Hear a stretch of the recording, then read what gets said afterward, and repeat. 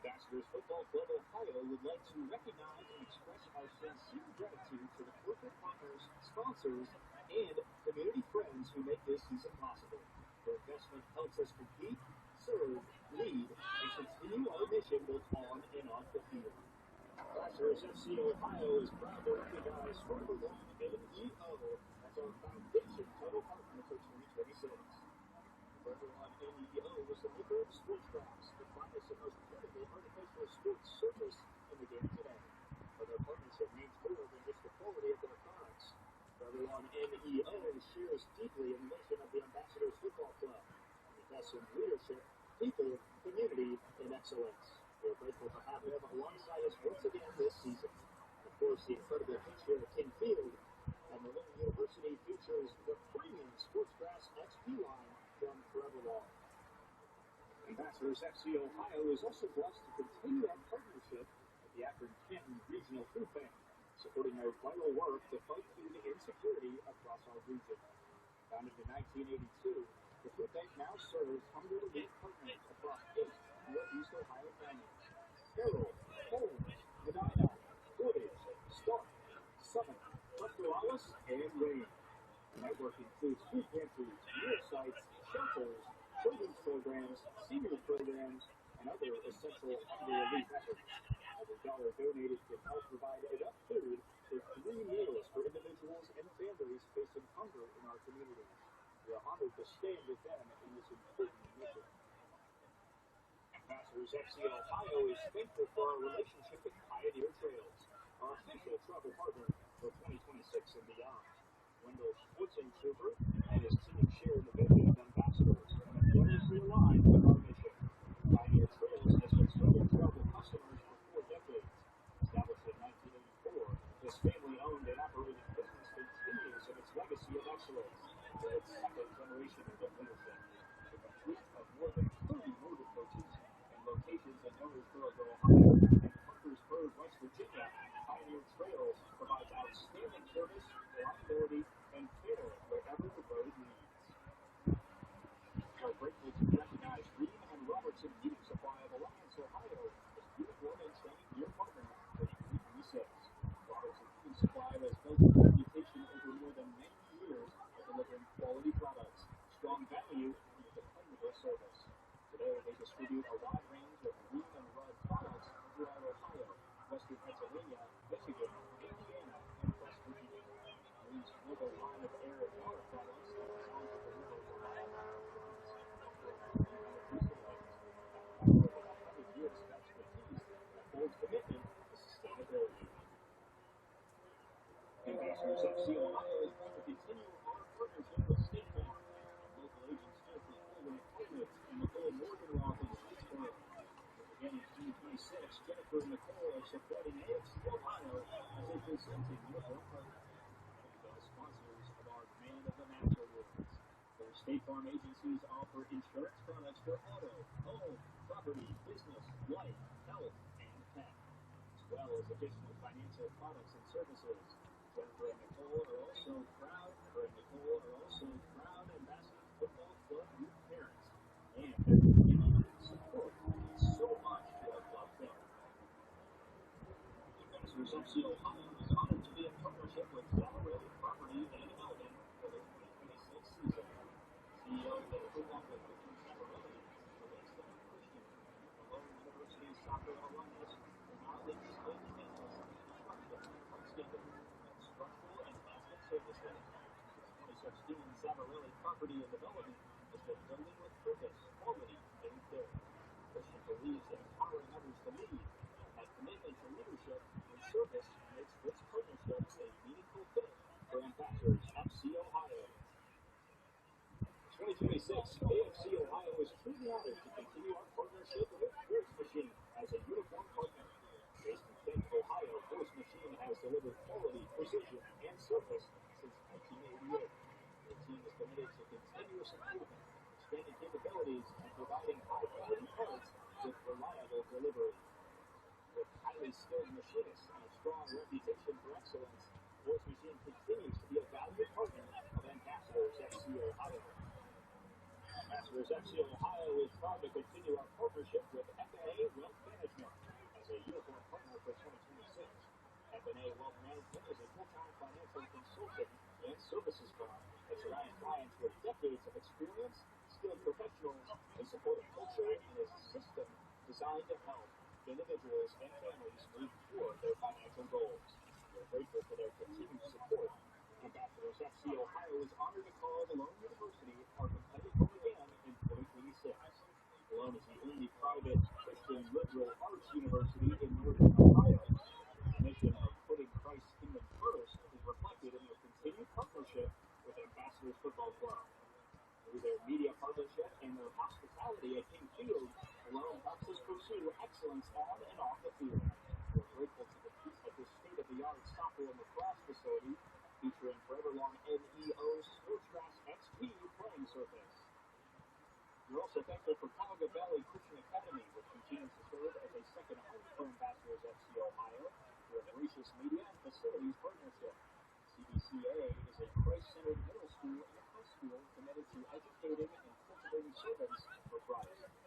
A long-standing tradition of excellence in scholastic soccer is just one reflection of the quality, character, and mission of the CBCA community. We are honored to be partnered with them again this season. Ambassadors FC Ohio is grateful to continue our relationship with University Hospital's Brzezinski Sports Medicine Institute, which provides athletic training services for our club in 2026. Specifically, we are blessed by Dr. Jacob Halsey, our team physician, and physician's assistant Gabrielle Locheski, and their staff. Dr. Halsey and Gabrielle serve in those very same roles for the Cleveland Browns. UH provides us with our incredible Ohio licensed athletic trainers, providing match coverage and on-site care at our own matches, while also helping our players navigate additional medical services, evaluations, assessment plans, and sports medicine needs. The professionalism and care help keep our athletes supported throughout the season. Ambassadors FC Ohio is excited to continue our partnership with Stimulus Athletics in 2026, a provider of match and training gear for players, as well as replica kits for fans, families, supporters, and kids. Founded by a former professional soccer player, Stimulus Athletic is changing the rules with eye-catching custom designs, cost-conscious products, and an easy ordering process. Their quality service and commitment to our club continue to make a major impact. Ambassadors FC Ohio is excited to welcome Don Polo Mexican Food as our official food truck vendor for the 2026 season. Don Polo is a northern Mexican food catering business serving taco festivals, sports tournaments, large community events, college luncheons, and private catering throughout the region. Known for bringing flavorful Mexican food directly to events, Don Polo will help make our home match days even more enjoyable for players, families, fans, and supporters. We are grateful for Victor Morales and his family for their belief in us and our mission. Be sure to stop by the Don Polo food truck at our matches this season. Grab something delicious and help us welcome them to the Ambassadors FC Ohio partner family. The Rockland Dealer Cheesemakers Company of Littlefield continues to be a longtime partner of the entire Ambassadors Football Club ministry, and it is the namesake training home of Ambassadors Football Club in Macedonia, Ohio. As our official club enters into uniform partnership, Rockland Dealer Cheesemakers bring a deep commitment to faith, people, and excellence. Their company values are reflected in their three mountain themes of the Rockland Dealer symbol: faith in God, respect for people, and passion for excellence. Ambassadors FC Ohio is also thankful for former college soccer player Captain Jocelyn Schmidt and her husband Captain Justin Schaefer, who are tremendous fans of the game. Investors in the Ambassadors FC Ohio mission and our official vacation partner for 2026. There's no better way to experience Maine's scenic coastline than a Windjammer cruise aboard the historic schooner J&E Reagan. With 3, 4, 5, or a 6-night sail departing from historic Rockland, Maine, the Reagan offers an unforgettable journey along the bold granite coastline, spruce-covered islands, and the lighthouse-dotted waters of Penobscot Bay. To all of our sponsors, partners, families, volunteers, and supporters, thank you.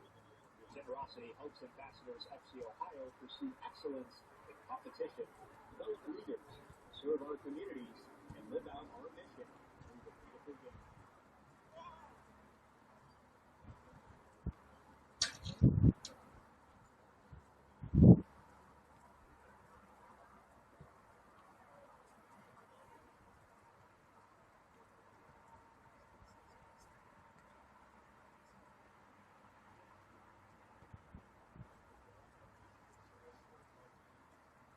Ladies and gentlemen, please direct your attention to the field at this time. Tonight, Ambassadors FC Ohio and Ambassadors Football Club are blessed to honor the legacy of two individuals who have had a lasting impact on the program and the club by retiring the kit number that they share. Please welcome former Ambassadors FC Ohio player Logan Shearer, his mother Tricia, and his fiancée Christina Kiter. Logan came to Ambassadors FC Ohio coming to the program in 2022 from Brunswick High School and North FC. At Brunswick, he was a newcomer of the year, an All-Conference, All-Greater Cleveland, and All-Greater Akron selection, and led his team to the 2020 District Championship match, accumulating 9 goals and 17 assists as a 3-year letter winner. He was recognized as the Brunswick Player of the Year in 2020. Logan was an invaluable member and quiet leader of AFC Ohio from the day he stepped on the field, until he retired from competitive play following the 2025 NPSL and OBPL seasons. The midfielder and defender served on the team that won the 2024 League Cup Championship. During his tenure, Logan's team qualified for the playoffs and league semifinals in every season of competition, and the program expanded to include 2 teams competing in separate regional and national leagues, including the transition in 2025 to the National Premier Soccer League. Logan was a mainstay leader on the field here at Malone University, where he accumulated over 3,500 minutes on the field, playing in over 50 NCAA Division II matches. He captained the team his senior year in 2024 and was a 2-time GMAC Academic All-Conference team member. As an Ambassadors FC Ohio player, Logan is ranked 9th in all-time appearances with 46 and contributed 2 assists primarily as a defensive midfielder and defender. His willingness to play multiple positions, as well as serve as a player on both the first team as well as the under-23 side as a model and leader, are what has made him such an invaluable part of our program's ethos. Logan was there for the program and his teammates on every occasion and played through multiple injuries in his 4-summer season. He definitely left our program better than he found it. Logan is currently the senior coordinator of campus assets and transitions at Hall of Fame Resort and Entertainment Company here in Canton. The number 5 jersey has very special significance to Logan. The Ambassadors FC Ohio family and Kaiser, Corwin, and Hershey families. Former Ambassadors FC Ohio player Hayden Kaiser tragically passed away just over 5 years ago in the midst of our first competitive season for AFC Ohio. Hayden was a graduate of Cuyahoga Valley Christian Academy, where he led his team to a state championship his junior year. He played club soccer with the Everest Soccer Club, the German Family Society, as well as with Ambassadors.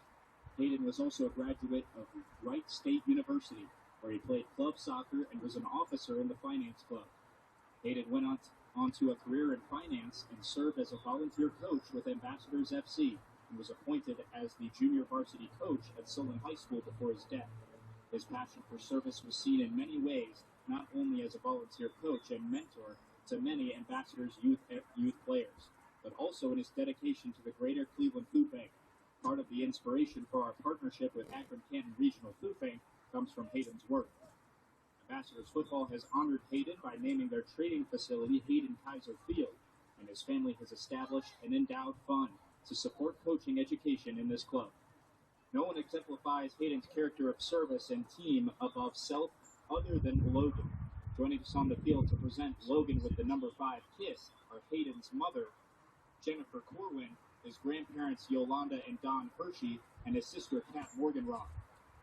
Tonight, Ambassadors FC Ohio honors Logan Shearer and his family, along with Hayden Kaiser and his family, as we permanently retire the number 5 kit.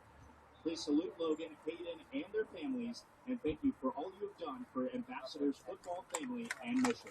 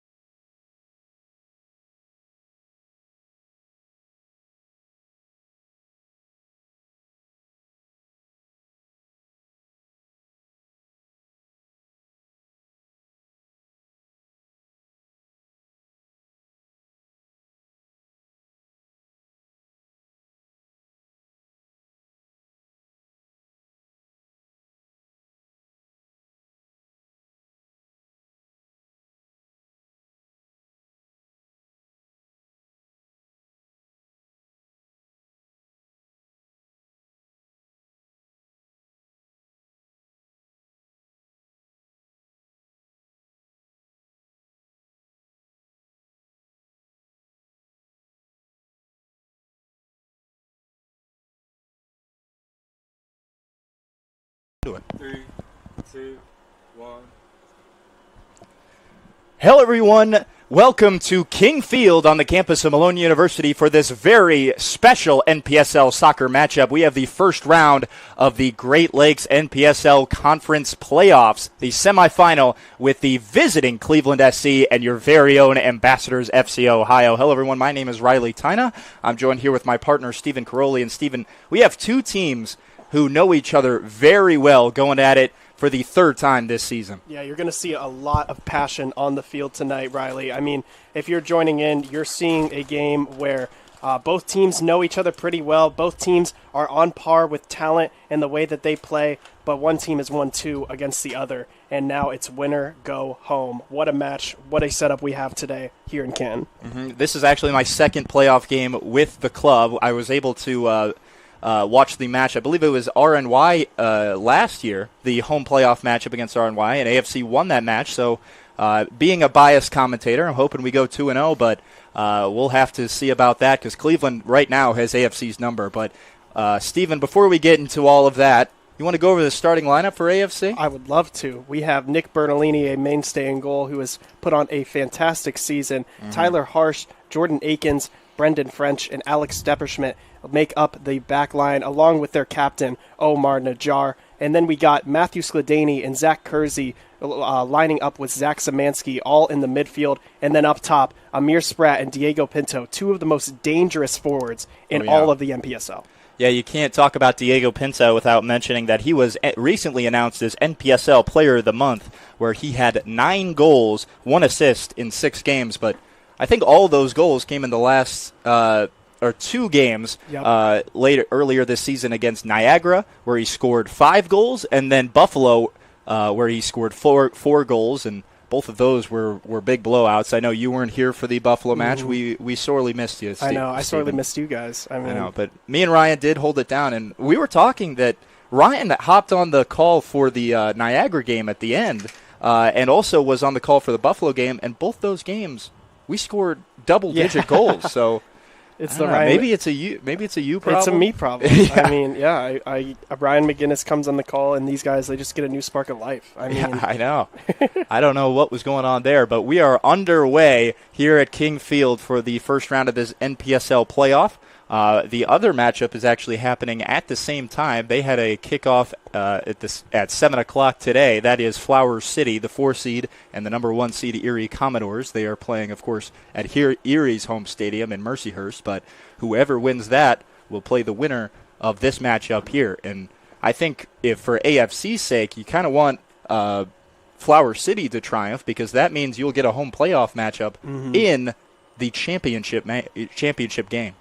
Yeah, that would be massive. I mean, we saw last year 3-1 versus Flower City Union was the score, or actually 3-0, I believe, was the scoreline in the NPSL Great Lakes Conference Championship match, AFC versus Flower City Union, and home field advantage played a massive part just because of how hot it was. You know, players getting used to just everything, and it's a game where you have to be ready, right at the very start for all 90 minutes. How sweet would that be for AFC if they're able to kind of avenge last year's events and go and have Flower City come here and win the NPSL championship? Right, and it really doesn't get any bigger than that. And, right now it doesn't get any bigger than this. But what can be more massive is winning this game and then getting to where the stakes are at an all-time high. Yeah, we're kind of getting ahead of ourselves. First, we have to defeat Cleveland SC, who has, like I said, has had Ambassador's number as now they get back on the attack. A one-on-one, Abdurrahman Faye with Cleveland. He shoots it wide right, but that could have been really dangerous. That was Hakeem Masaba, number 10, the wing on the near side. He has been a dangerous player for Cleveland, and very similar. That looked very similar to their previous matchup here at home. Yeah. Just stealing the ball away, not able to control the ball if you're AFC, and the counterattacks for Cleveland being the difference. Yeah, and that's something that head coach Ryan Dean for AFC harped on was, out of the 5 goals that Cleveland SC has scored against AFC, with 0 scores for AFC against Cleveland SC, 3 of those 5 goals have come from outside of set pieces, and they've all come from counterattacking when AFC gives up the ball. You just saw that moment right now just unforgivable for AFC. Cannot happen again in the rest of this game because those wingers, Monfey and Mosaba, they are so clinical, I would say, when they are in that final third. Yeah, those are the two players to watch if you're AFC. Abdurrahman Faye, number 9, he's going to be, I think, on the far side of your screen there, and Hakeem Masaba is on the near side as they already kick it right back down to Masaba in the corner as he tries to wrestle with Brendan French. But Hakeem Masaba did score in the last matchup with AFC. He scored his first goal, and then Abdurrahman Faye scored 3 times in 2 games against AFC. So those are 2 dangerous players that gave this AFC defense a lot of grief. But a lot of that falls on the AFC offense to push the ball downfield and get it away from the goalkeeper with Bertolini, because he had – was it Bertolini that was in goal for that game? I believe so. He had a rough time. He did a nice job. I mean, only surrendering 2 goals with the amount of pressure that was on him was fantastic, but you couldn't really ask much more from him at that point. But that just goes to show how good these wings are at creating pressure and turning the ball over. Yeah, and something that Cleveland has done a great job against Ambassadors all season long when they played against them is just making Ambassadors uncomfortable. There's been moments, especially stretches of moments, where AFC is on the back heel and it eventually leads to a Cleveland SC goal. So really just varying the amount of momentum that Cleveland SC will have.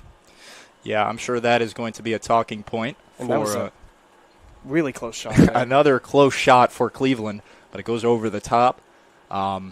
But already you can see Cleveland is playing the same aggressive style that they played in the last 2 matchups with AFC. We're only 5 minutes in, but this looks like the same exact game that happened a few weeks ago here when AFC lost 2-0. Right now they're on their heels, and they were on their heels for the full 90 minutes against Cleveland. Yeah, and it makes sense. I mean, follow the same formula that won you the first 2 games and, awarded you 0 goals against. I mean, the way that this team is pressing right now, it's just showing that they want to get on the board first, because in both games, when they did get on the board first, the floodgates eventually opened and basically buried the game, 20 minutes before it was over. Yeah, you want to crush any momentum or any hopes that AFC has. I mean, this AFC team is solid, but they have just not been able to produce anything as they kick it, as Brendan French kicks it to Spratt. He's trying to track it down before the corner. He will keep it. No, they does not keep it in bounds. That will be a goal kick for Raymel Bowden in goal for Cleveland. But a little life there for AFC, but nothing to it. Amir Spratt not able to track that one down. I think French just put a little bit too much mustard on it. Yeah, and I feel like AFC definitely looking not to fall into Cleveland's trap either.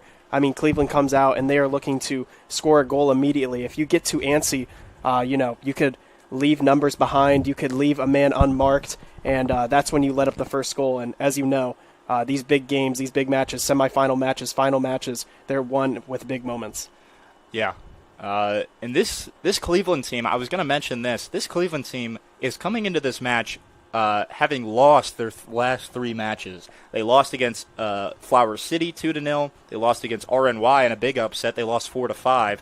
I think we were actually on the call when that game was happening, and we were just as surprised. Yeah. And then they lost in their season finale to Erie FC. But the first 7 minutes of this match, this does not look like a team that's riding a 3-game losing streak into the playoffs. They look like they are the same exact team that the last time we saw them, as a through ball into the corner, looking to find a teammate. It'll just go out of bounds. Looks like offside, maybe. Oh, an offsides call going against Cleveland, but another dangerous through ball that definitely could have resulted in a goal for Cleveland.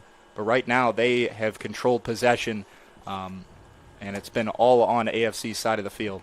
The good thing for AFC is, obviously Cleveland SC having the same sort of situation, playing Erie at Erie for both of our last games, actually. But I will say Cleveland has had a little bit time to sit off. It's very good that AFC is coming fresh off that match, because they had to sit back and defend almost the whole second half, and that's going to really prepare them for what Cleveland SC is throwing at them right now.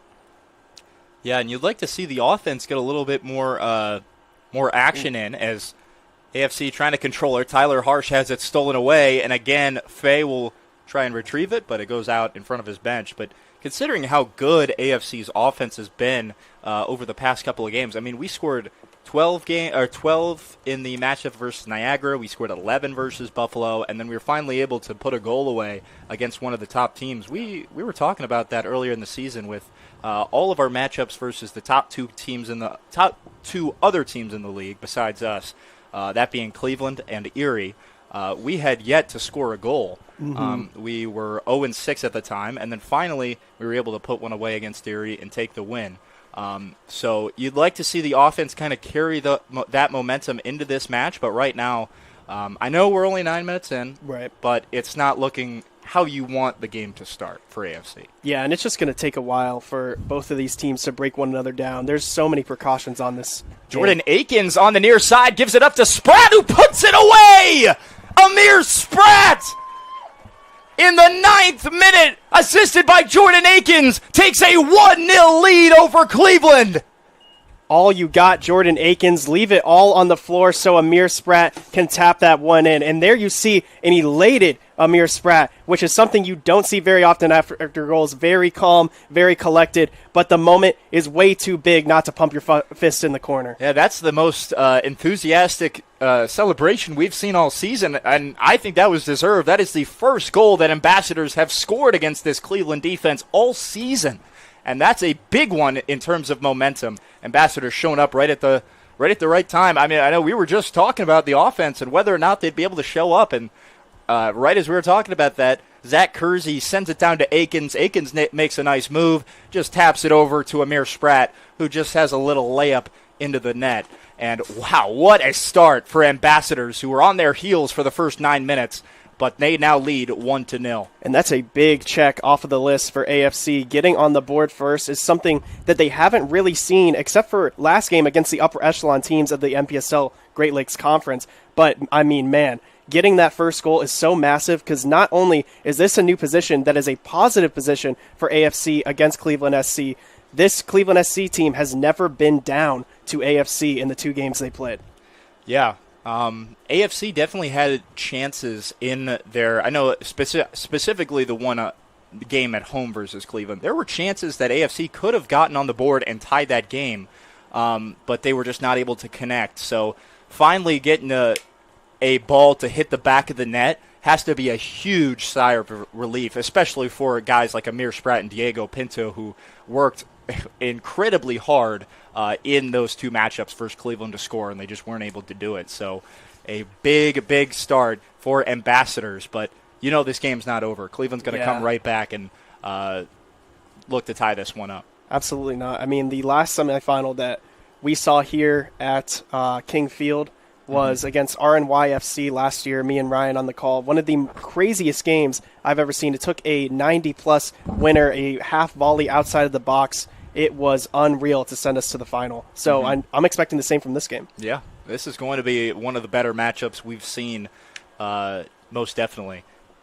I was a little bit scared that it would be similar to our last 2 games, but right now AFC's proving me wrong, and we're definitely in store for a nice matchup. Yeah, and you can just tell the emotions that have been building up in this team. You know, going 2 games scoreless against another team, it's definitely going to light, you know, a fire under your heart, and especially when you get to meet the team that did that to you again. And I know we talked about it.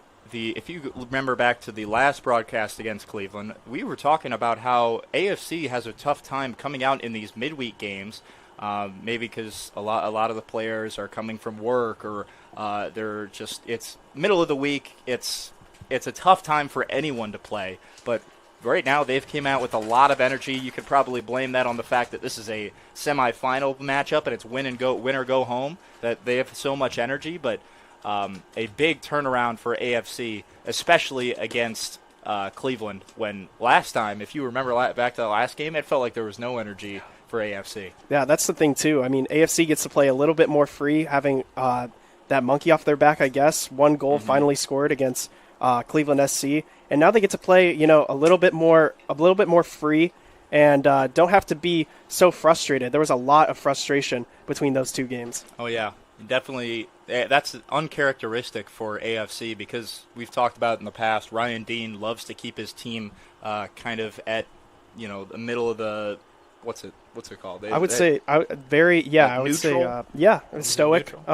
Yeah, they don't like to show a lot of emotion. I mean, we saw that with the goal scorers as Pinto maybe had a chance. I don't know if that probably would have been offsides maybe, but that goes back to the last couple of games where the 11-0, the 12-0 victories, there was no celebrations for any of these guys. They were all just like business as usual. Yeah. We haven't seen too many celebrations, so getting that little pump up from Amir Spratt was definitely big for his team to get the energy on his side. But here comes Cleveland. As Masaba tries to track it down, he will have a throw-in from deep into the corner in AFC.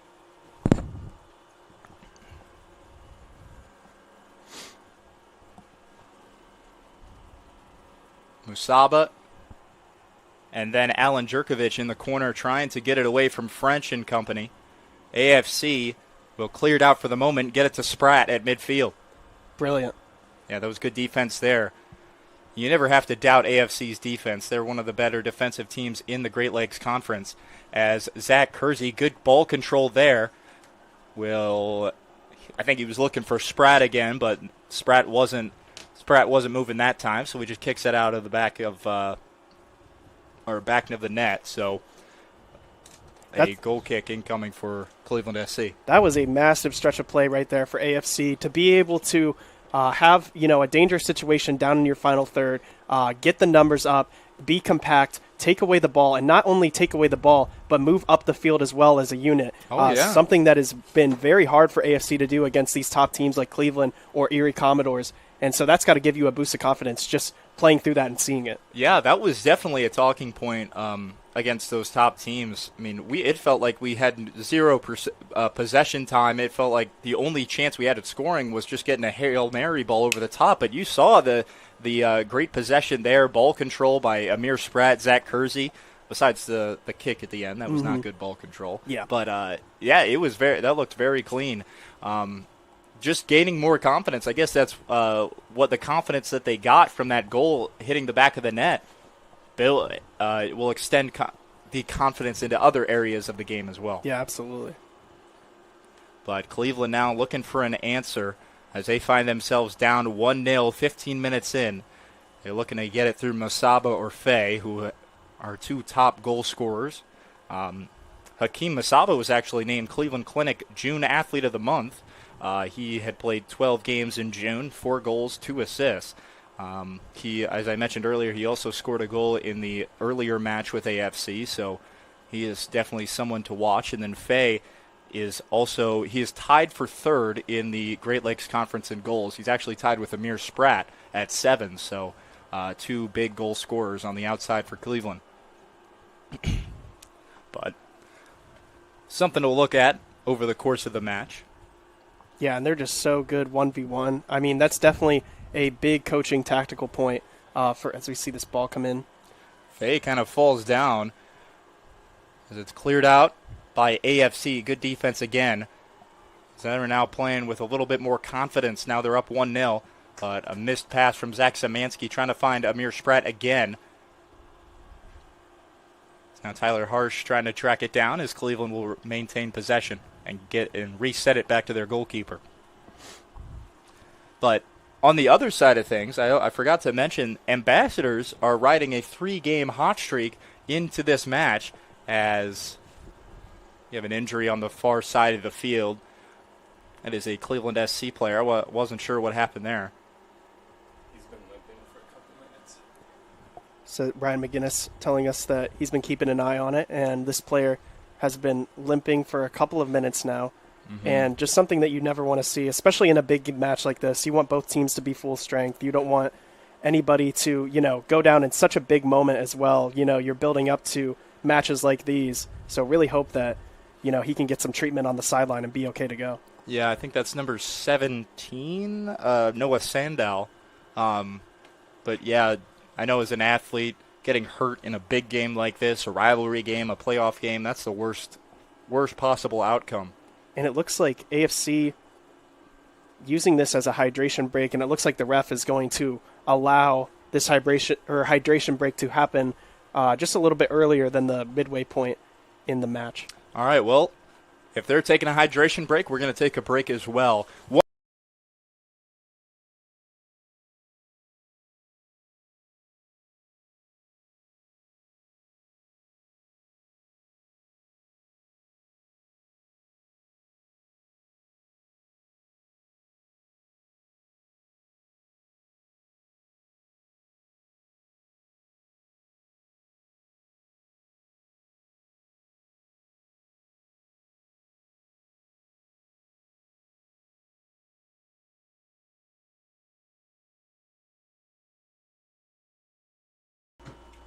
All right, you guys ready? Yeah.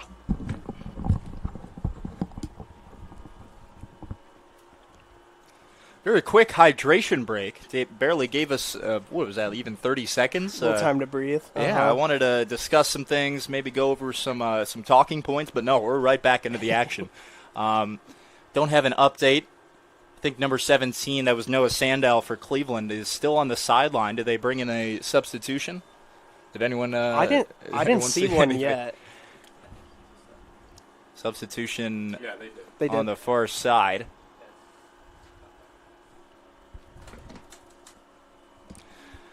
Give us just a second as we find out who that player is, but We also Noah have Sandell is down for the game.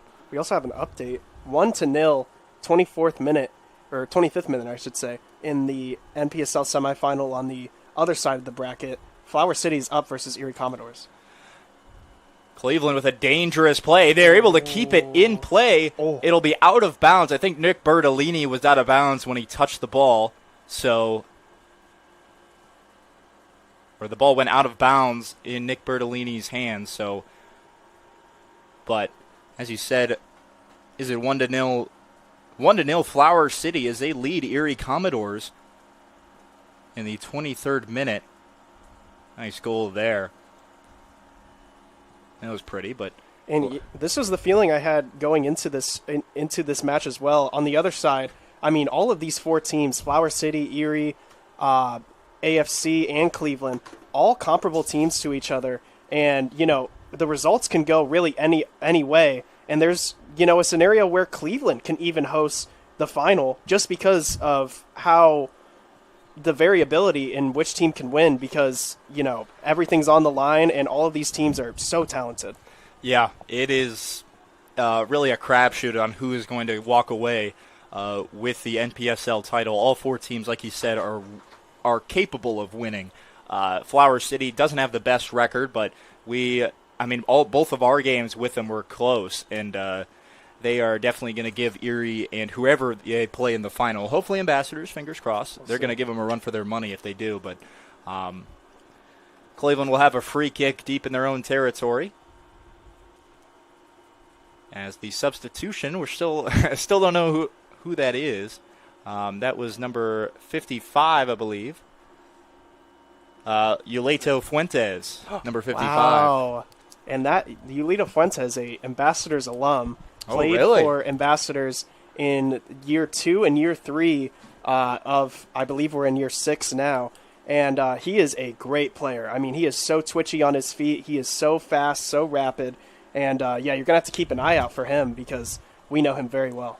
Maybe some bad blood there as Cleveland gets a shot on goal, but Bertolini is there to... that was offsides. Never mind. All you statisticians out there, that was not a shot on goal. That was an offsides call. I will say, too, great for Nick Bertolini to start this game as well, just because of the form he's running into this match with. Against Erie Commodores in the shutout, he had a fantastic game, not only saving the ball, commanding the box, but also distributing the ball as well. He is so vital to this AFC team in that part of the game. Great play by Brendan French there. Yeah, no, good handling there. Zach Szymanski trying to find a teammate. He'll get it over to Tyler Harsh on the far side corner. Crossed into the box, but it's headed away by Cleveland.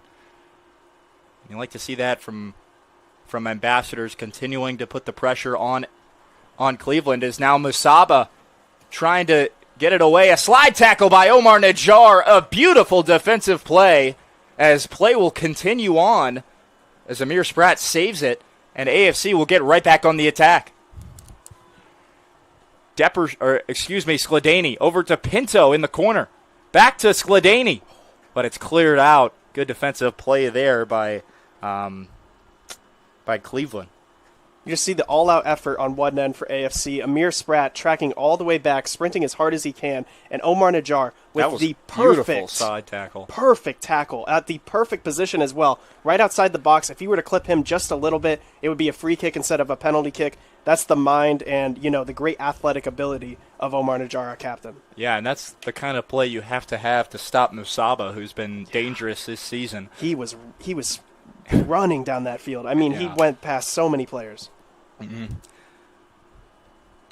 Zach Kersey will be the one to take the corner for AFC.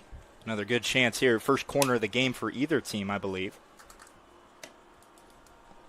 Here in the 24th minute, Kersey puts it up on the top of the goal. Goalkeeper didn't need to do anything there. I think Zach Kersey was trying to get another Olympico. Yep. That's what it's called. Mm-hmm. I think you told me that last time. I forgot. I gotta catch up with my soccer lingo. We saw one of those as well. One of the goals that Cleveland SC scored against Ambassadors at George Finney Stadium. That was an Olympico. It was. Mm-hmm.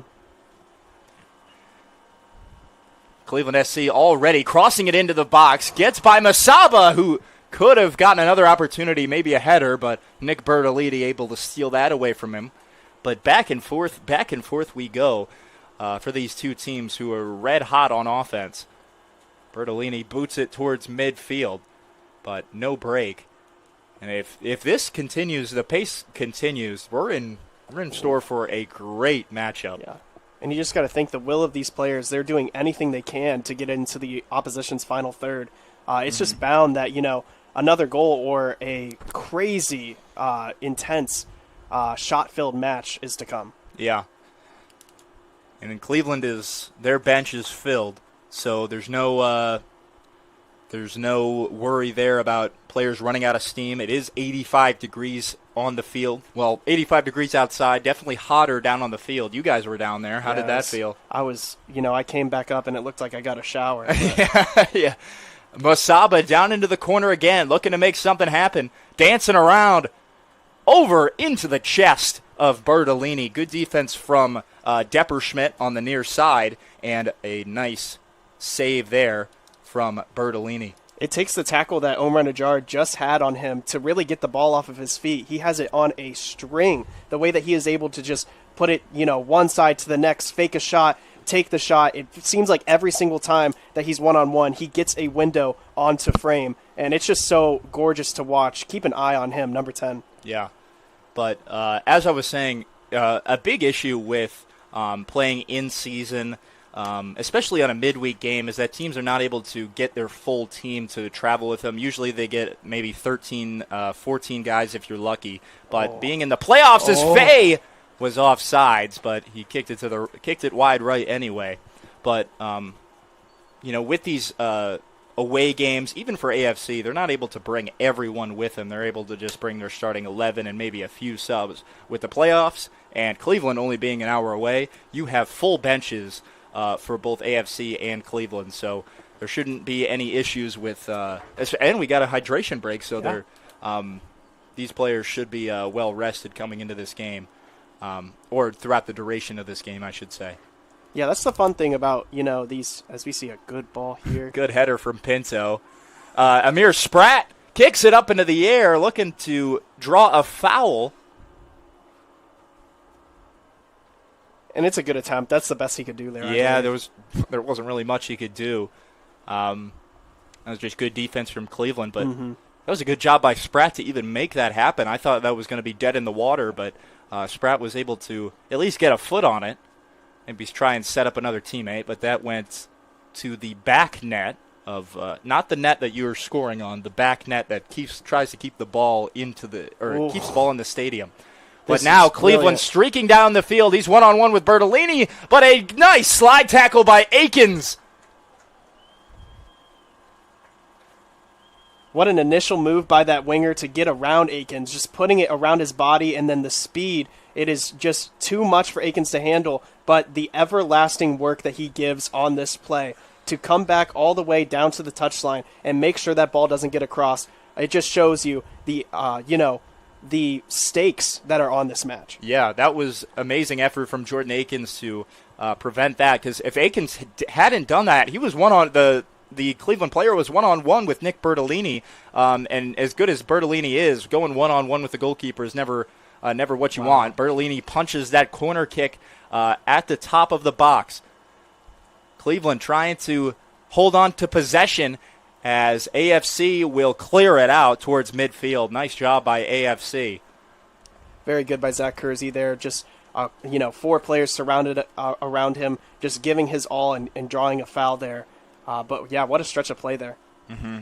Couple of beautiful slide tackles defensively, and I wish – this is something I was thinking about on the way over here. I wish we had, like, a stat or something for defensive players, because there's really nothing. It is tough once you get – I feel like, when you have all those people, all that staff working on, bigger games where they, have allotted staff for that purpose – it is nice to see, how many tackles everybody's putting in, what the mileage looks like, all that. It does kind of suck that we can't see that, because these players deserve a lot more recognition. Yeah, I mean, you got guys like Omar Najjar and Jordan Akins, Max Brown, who is not here with us today. You know why Max Brown is not here? He has been working off an injury for the past couple of weeks, so just not good enough to go tonight or at the previous training.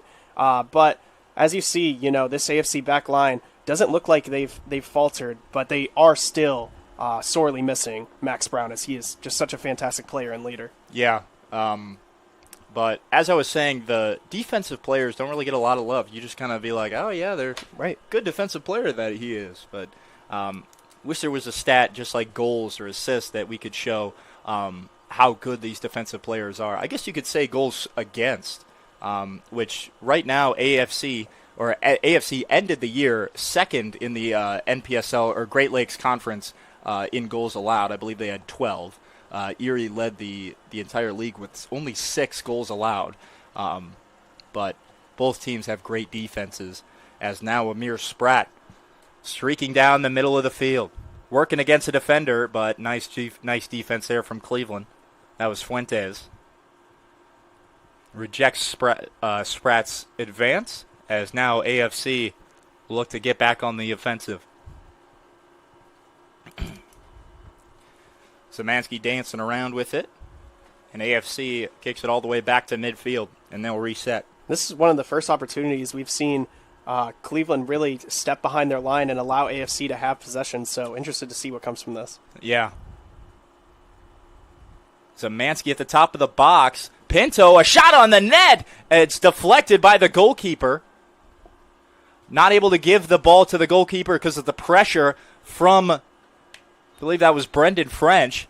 Goalkeeper was asking for the Cleveland player to track it down, but now Brendan French with good pressure there to force the mistake. But we're going to have another hydration break, hopefully a little bit longer than the last one, but we will be right back. Stay with us for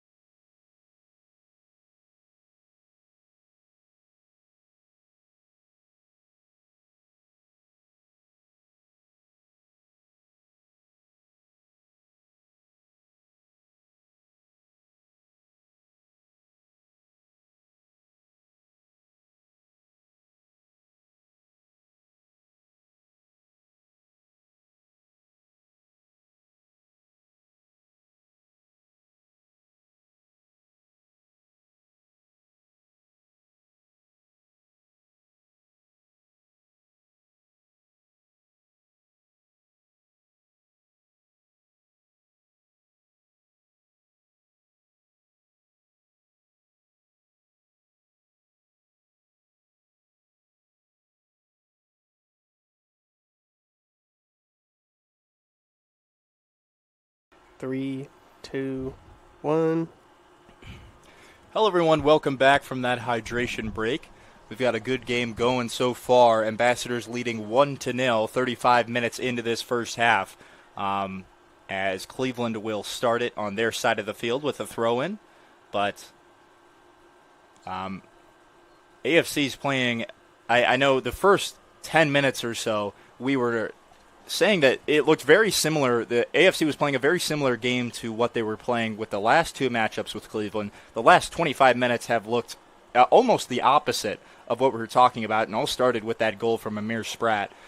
They were playing with a lot more. They're playing with a lot more confidence now, which is something that was lacking in their two matches in the regular season. Yeah, and it really is just up to the moments. I mean, especially throughout this first half, you've seen periods where AFC is pressing a little bit, dropping back. Cleveland SC pressing right out of the gates for about 10 minutes, and then dropping back a little bit more as AFC has gone up 1-0, and this game has gone on. But you just see how, both of these teams are really looking to attack certain moments, and it's really unpredictable to when they will come. Yeah, and you can see how well AFC is handling the Cleveland pressure, which gave them so many fits in their last home matchup.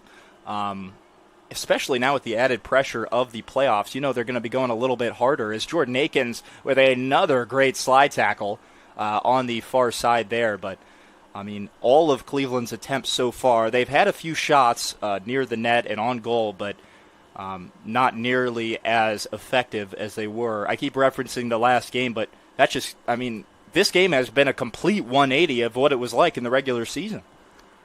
As Cleveland dancing around at the top of the box, they're trying to find something to even the odds here. Only about 8 minutes to go in this first half, along with some extra time, no doubt, because of the hydration breaks. But Cleveland doing a nice job holding onto the ball. Looking to find a lane in this stout AFC defense. Gets it into the box. It's cleared out for the moment by AFC. Pinto trying to track it down, but Fuentes gets it right back deep into AFC territory. But Cleveland hasn't really been able to find anything on the offensive side of things, but they're doing a nice job controlling the ball deep in AFC territory. That was a nice little flurry there. Just wasn't able to find anything. Reset on the back line and see what else you can do. Yeah, and Cleveland SC just has so many dynamic players up top to where sitting down and being calm, especially in those high intensity moments, is just vital for AFC, because if you overstep and you leave someone one-on-one, it could just be wraps from there. Yeah, could just be I like that. Could be wraps from there. You said something earlier, and we brushed past it. The monkey on the back. Yeah, I've never heard that same saying thing before. as an elephant in the room. Elephant. Yeah. I've never heard that saying before. I'm gonna start using that. Is that soccer lingo, or is that just? I feel like Steven I've heard that. lingo? I feel like I've heard that from. I don't know. I want to say a bunch of different sports, to be honest. Yeah. The monkey on the back. Got to get it off.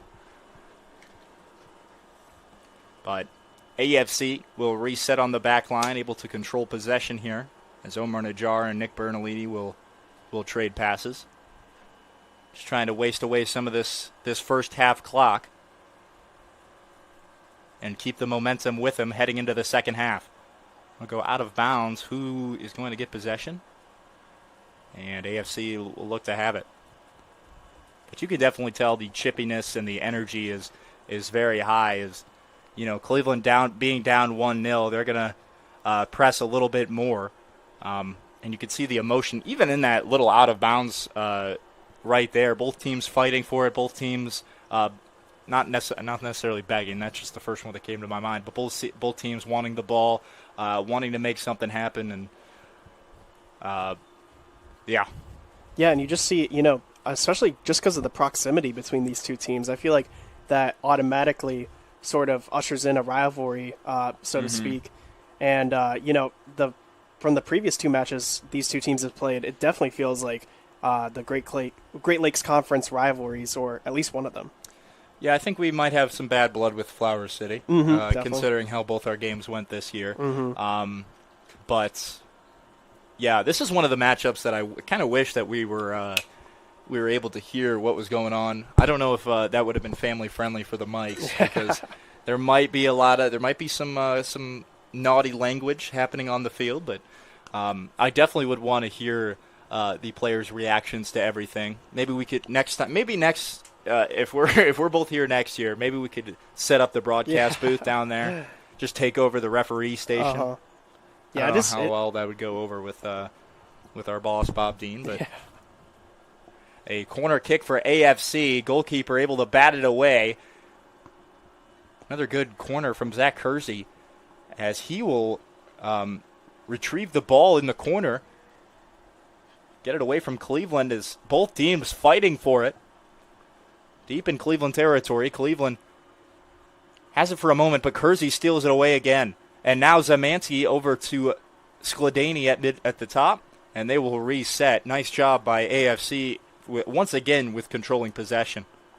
Yeah, and Zach Kersey has really broken out in the past couple of games, just being Definitely. a nuisance defensively. He is just so good at making sure that you can't get out of tight situations, and he's really been in form the past couple of games. Mm-hmm.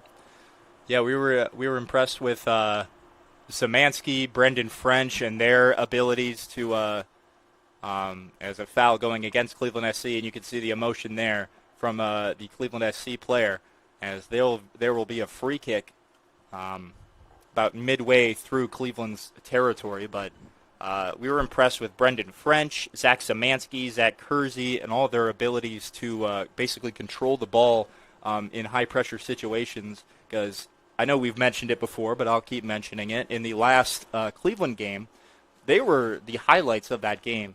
I mean, they were constantly giving each other, or not giving each other, hold on, Kersey heads it into the box. Pinto trying to track it down, but it's cleared out for the moment by Cleveland. Amir Spratt looking to keep it alive, and now Depperschmidt looking to draw a foul, but no foul there, as that'll go out of bounds, and a goal kick for Cleveland.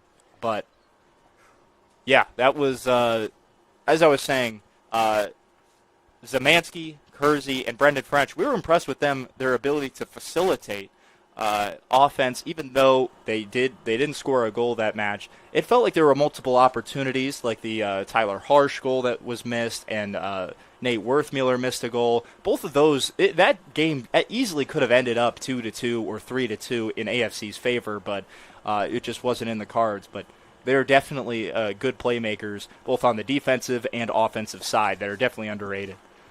A shot towards the goal, Najjar able to clear it out, as well as Brendan French. But Cleveland continues with the aggressive attack, as they already have it just outside of AFC's box.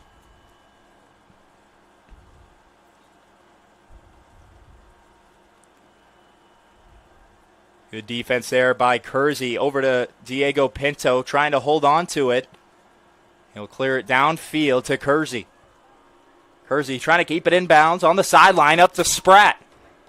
Spratt has it. Over to Zamansky, who has an open shot, but it's deflected by the goalkeeper. Spratt keeps it alive, gets it away from the goalkeeper. And now at the top corner, Spratt has it stolen away. Zamansky able to retain possession. Trying to find a teammate, and it's going to be offsides. Oh, man. What a flurry there. I was having trouble keeping up with it. But offsides going against AFC, as Cleveland will reset. Yeah, something that this AFC team is doing so well right now is the repressure. I mean, they give up a ball in the final third of Cleveland SC, and you see 3-4 players immediately going towards the ball and making sure that Cleveland SC can't get out and can't hold possession or start a counterattack. And that was a big harping point for Ryan Dean before the match. And the second thing is, I mean, Amir Spratt, he's like air. Sometimes you forget that he's there, but the moment that, you realize he's right behind you, he's everywhere around you, he is pressing so hard, and just the work rate, we talk about it all the time, it's still astonishing. Yeah, we've praised Amir Spratt's work rate more times than we can count this season, but we will continue to do so because he has just been such an important player for this AFC team. Has a tough collision there. And that should be a card. And Cleveland SC getting a little physical with Amir Spratt, standing over him and wondering what that contact was. Is Amir Spratt still laying on the ground, and a little altercation breaking out on the field between Cleveland SC it has definitely gotten heated. And there's just, there's so much emotion just because of the stakes of this game. But also, too, Jordan Akins, you see him getting into it there. Went off with a red card against Cleveland SC in their first rendition. And it's just, a lot of pent-up things between both of these sides. And you just love to see the competitive nature also, both of these teams in this stage of a game. Yeah, that was number 15, Alan Jerkovich. I believe the yellow card was shown to, was that to Amir Spratt? Yeah, that was for sure a yellow card tackle. Yeah. That tackle was from behind, took out the player that was running with the ball. But that is just, again, the continual effort that Amir Spratt will give. But now he's got to be a little bit more careful with that effort. Yeah, and a yellow card as we are in the 45th minute. We'll have definitely have some extra time because of the hydration breaks. But, yeah, Alan Jerkovich for Cleveland was not happy with that slide tackle from behind from Amir Spratt. And you saw him kind of get up and hover over Spratt, wondering what his plan was, what was he doing. And cooler heads prevail there, but you can definitely feel the tension now on the field as Ambassador's still with a 1-0 lead. And if they're getting into that, before the first half has even ended, you can just only expect if this is a tight game. There's going to be fireworks. Oh, absolutely. It's a shame this game wasn't played on the 4th of July. Yeah. That wasn't It should have been. It should have been. No, that's a good one. Not one of my better jokes. No, I like that one. I like that one a lot. I knew you would. I knew. Just hoping the listeners resonate with that. You can just picture, 4 people in their living room just with all straight faces. A lot of televisions were just turned off after that joke. Apologize for that, but a goalkeeper. They can't turn it off for the game though. This is too exciting. Yeah, this is good. They're just gonna have to go on mute, or I'm gonna have to go on mute. Bertolini will kick it down towards midfield as Cleveland trying desperately to even the odds here right before halftime. Woo! Ooh, and Diego Pinto with the pressure on the goalkeeper. Some good skill by that goalkeeper there. Yeah, that was clean. Over towards midfield as Cleveland will now get it back on the offensive side. Trying to press here before halftime. That's Nishida in the corner for Cleveland. Looking to maybe find a lane, but again, AFC clogging up every offensive opportunity for Cleveland thus far. Kicks it into the box, looking for Faye. Faye has it blocked. Back up top for Cleveland. Pinto steals it away. No foul called, and AFC will have possession, but Cleveland pressing. And it'll be booted out of bounds, a throw in for Cleveland. Cleveland also do, I think this is one of the main staples of their game. They are so good at the repressure that I was just talking about that AFC was doing as well. The way that they are able to just lock teams into this, 20 to 35-yard area near goal is just impressive. Yeah, and it just feels like there's, as an AFC announcer, it feels like it's just waiting for Cleveland to, or Cleveland's just waiting for AFC to make one slip up, to make one overstep, as we said earlier, that they're going to be able to find a lane and a good opportunity. But right now, AFC is playing almost perfect defense, just because of how good Cleveland has been on offense, but they haven't been able to get on the scoreboard. Yeah, and you can just tell all the minds are present right now on this back line, and when AFC is on defense, all 11 of these players are just so committed to making sure that the ball doesn't go further or crossed over the box. Free kick for Cleveland coming just outside of the far side corner of the box. Free kick is on the way, crossed into, but to nobody in particular as it's headed out by Brendan French. It'll go out of bounds, and another throw-in for Cleveland on the near side. The big question for AFC is, when they get locked in to this 35-yard area that Cleveland SC holds possession in, is when they steal the ball away, are they able to get out and are they able to do something meaningful with it? Because that can change the tides of possession and could bring another goal for AFC. Exactly like what's going on right here. Are they able to control possession? And they do very well. Kersey at midfield over to Pinto. Ahead to Spratt. Spratt trying to track it down. And he will for the moment in the corner. Looking to get it by the Cleveland defender, but he's playing very physical. Will there be a foul called? Is it going to be offsides? That was tough to see from here, but it definitely did look like a foul. Obviously, both referees down there have a greater view than we do. It was a foul. Was a foul. I think that was going against who was that going against? Was that Zemansky down there, or was that Spratt? Mm-hmm, Zemansky with the he took a hard fall. And now, all of a sudden, things have flipped as AFC will have their chance at a free kick to potentially extend the lead before halftime. I'm excited to see Zach Zemansky on a free kick like this. He's one of the more creative players, as you see him actually talking to Nate Worthmuller down there. So we'll see what... The free kick... one of the specialists. Yeah. The free... I was trying to think of a word, but the connoisseur, if you will. He really, I mean, he's every time he's on the field, he's taking every free kick. Yeah. Zemansky, a low line drive for Najjar, as Najjar not able to get that header to go. That's exactly what they were looking for too. Yeah. That would have been Najjar's first goal of the season. I know he was really pressing for a goal in both the Buffalo match and the Niagara match because Ambassadors were up so much that all the defensive players were starting to act like strikers. They were coming forward, but in a match like this, you don't expect a shot from Najjar, but that was perfect for him as Skladany and Cleveland SC player, that was Ren Nishida, getting tangled up on the ball, and now Zemansky has it back in the Cleveland third. Looking to juke out the Cleveland defender, but it's stolen away. Masaba.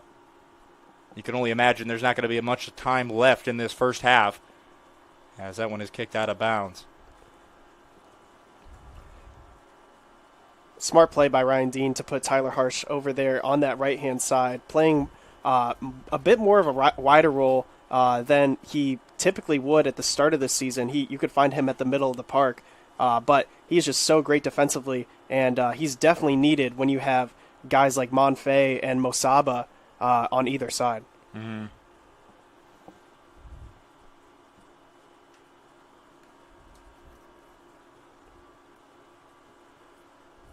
Looks to be some issues with the ball boy, maybe. I don't know, but a throw in for Cleveland, as we are no doubt reaching the end of this injury time pretty soon. But Cleveland will look. And now AFC steals it away, and Pinto racing down the middle of the field. He's got Spratt to his right, and Brendan French trailing him on the left. Pinto trying to go past the defender.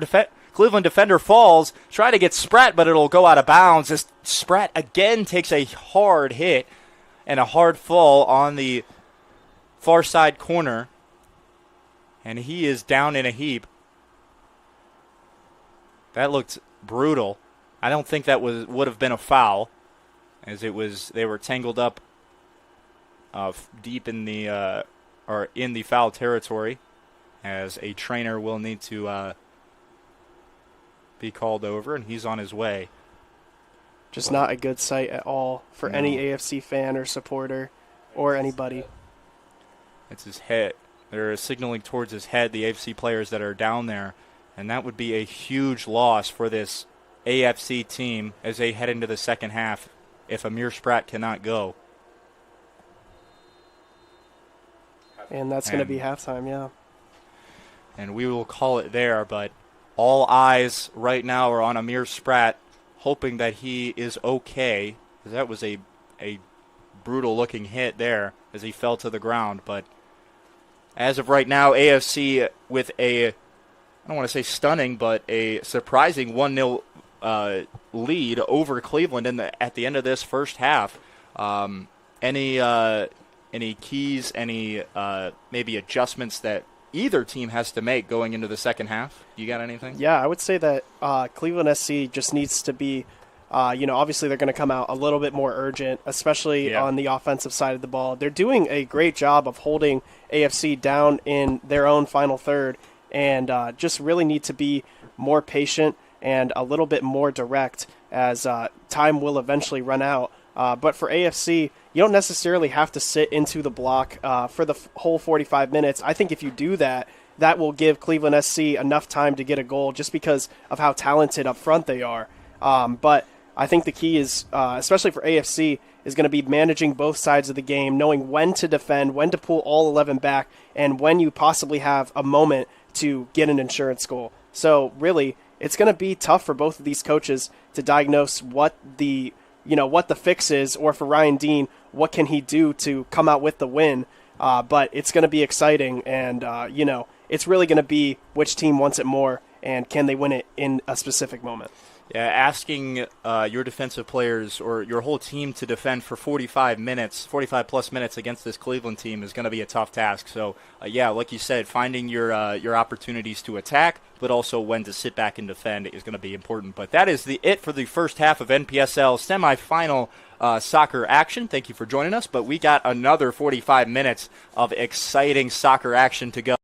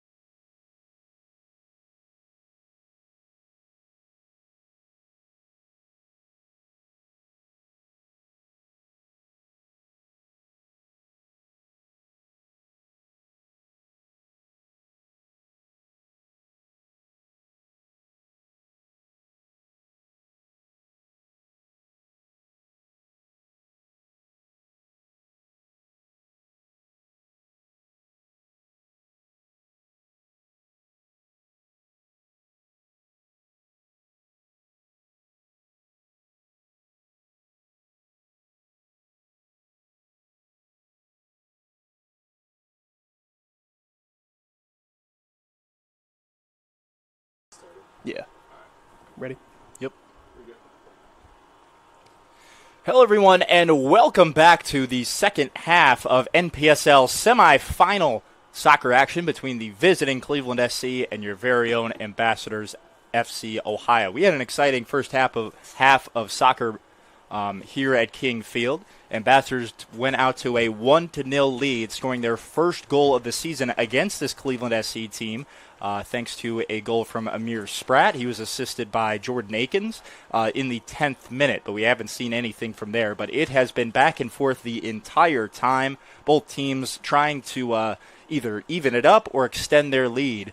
And I am sure we're going to get much more of that today. But joining me is my partner, Stephen Caroli. Stephen, how did you feel about that first half, and what do you think needs to happen in the second half for both these teams? Yeah, it was an exciting, competitive first half, really fun to watch, and just alluding to what is to come in this second half, which is just more.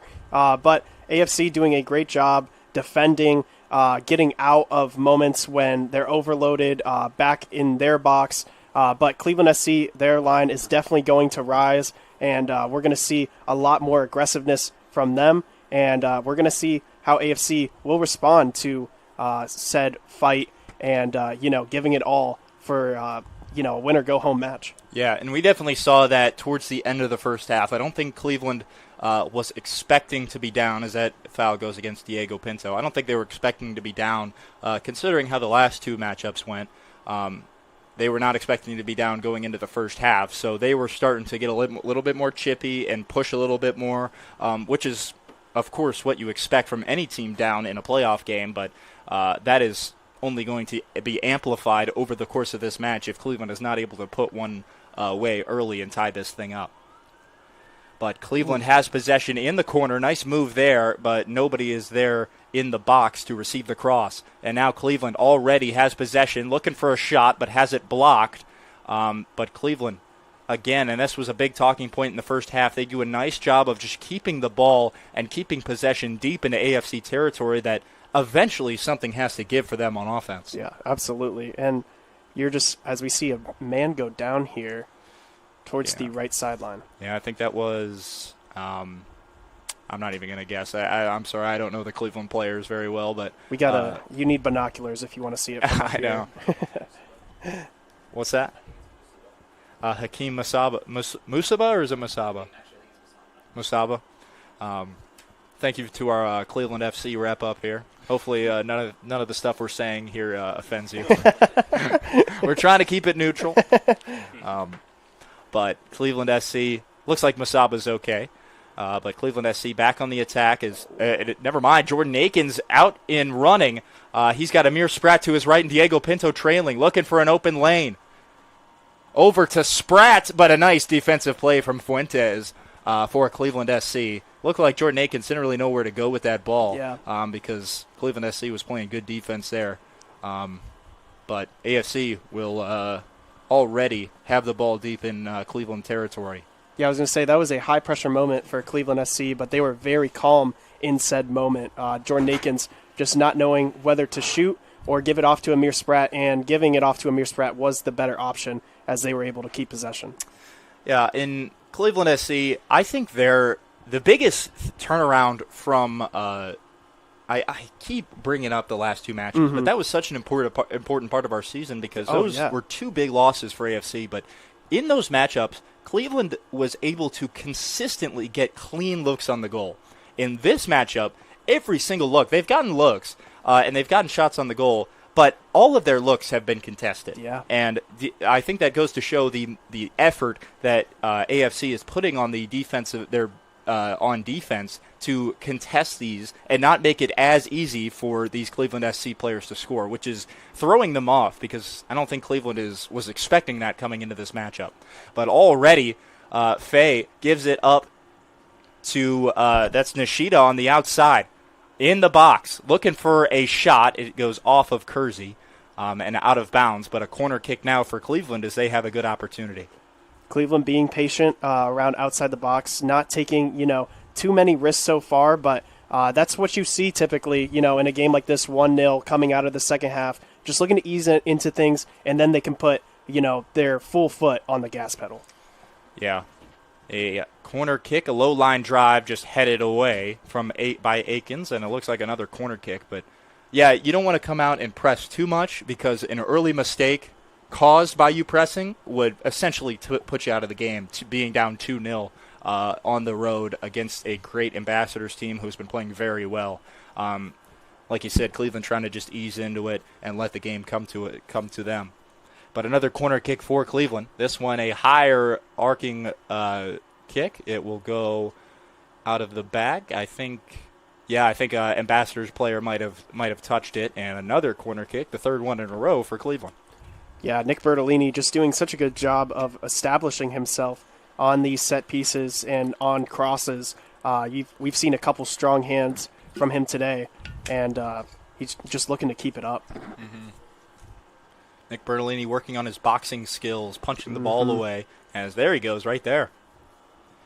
And again, we'll have not another corner kick, but a throw-in deep into AFC territory for Cleveland, as they will try to reset and try to get anything past this tough AFC defense. Throw into Fay. He'll just try to get it deep. Crosser, nobody there. It'll roll out, and AFC once again defends another advance from Cleveland.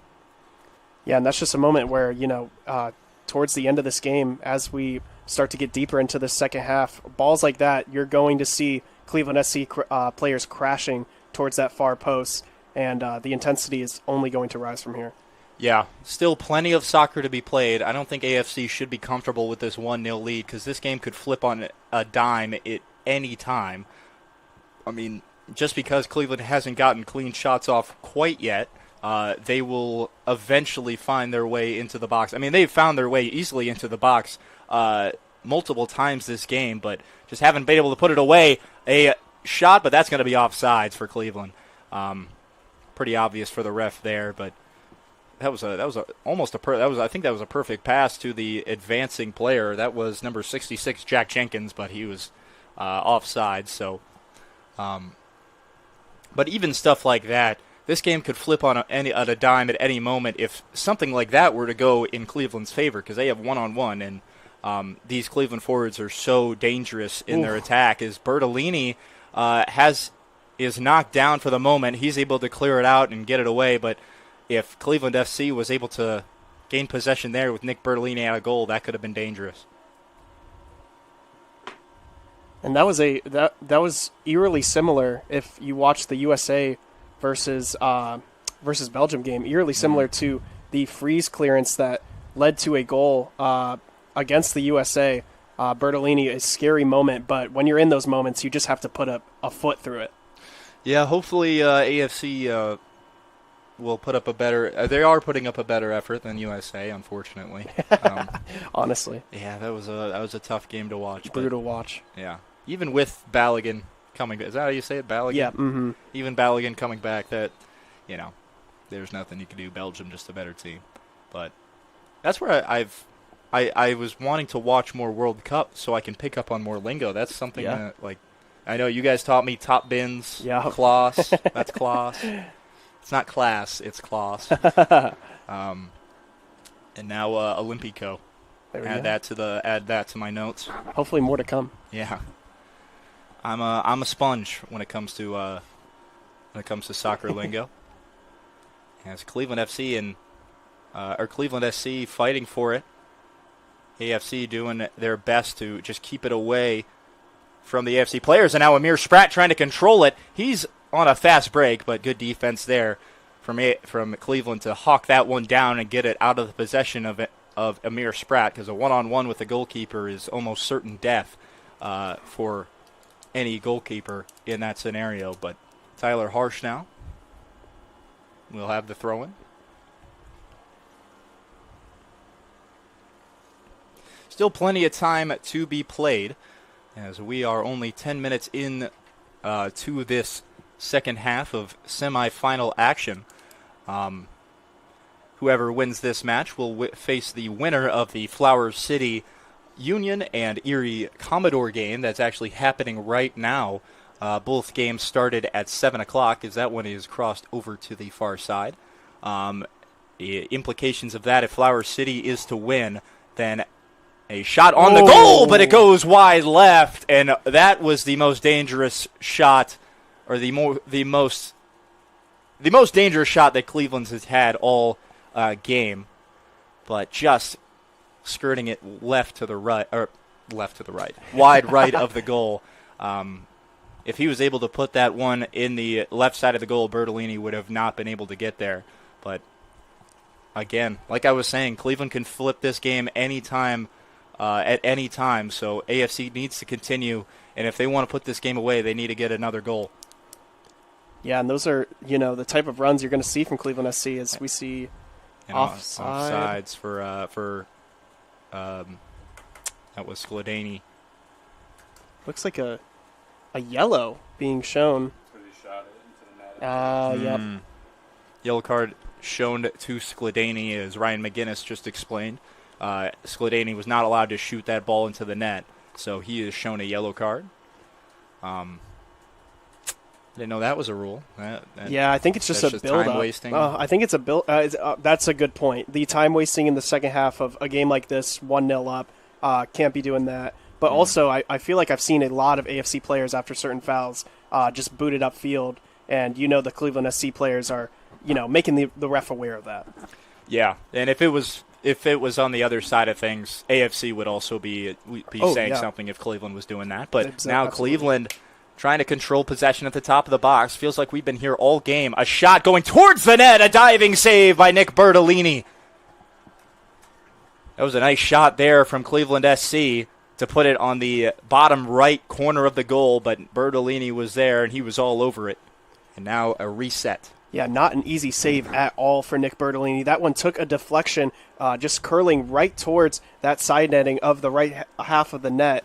And you just see that outstretched hand just barely get the ball. What a save. But also, in the middle of the park for Cleveland SC, Gabriel Gotting. He is somebody to watch on this Cleveland SC team, with so much of the attention defensively for AFC being forced on Mo Saba and Monfey. You just see him light up in this midfield, and he is working. He's been working all night long. Yeah, originally we were not even supposed to see Gotting in the starting lineup. It was originally going to be Alec Naguki, before our Cleveland SC representative pointed that out for us. But Gabriel Gotting has been all over the field for Cleveland, as that is a foul going against Amir Spratt, as AFC will have a good opportunity with the free kick outside of Cleveland SC's box. But yeah, as I was saying earlier, I wanted to get back to this, the implications for the Flower City Union and the Erie Commodores game that's also happening right now.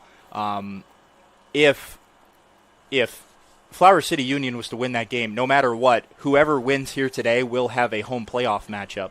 So I think both these teams are kind of rooting for a Flower City upset, as that ball is crossed into the box and it's went up. Ray Mal Bowden, the goalkeeper, went up and caught that one.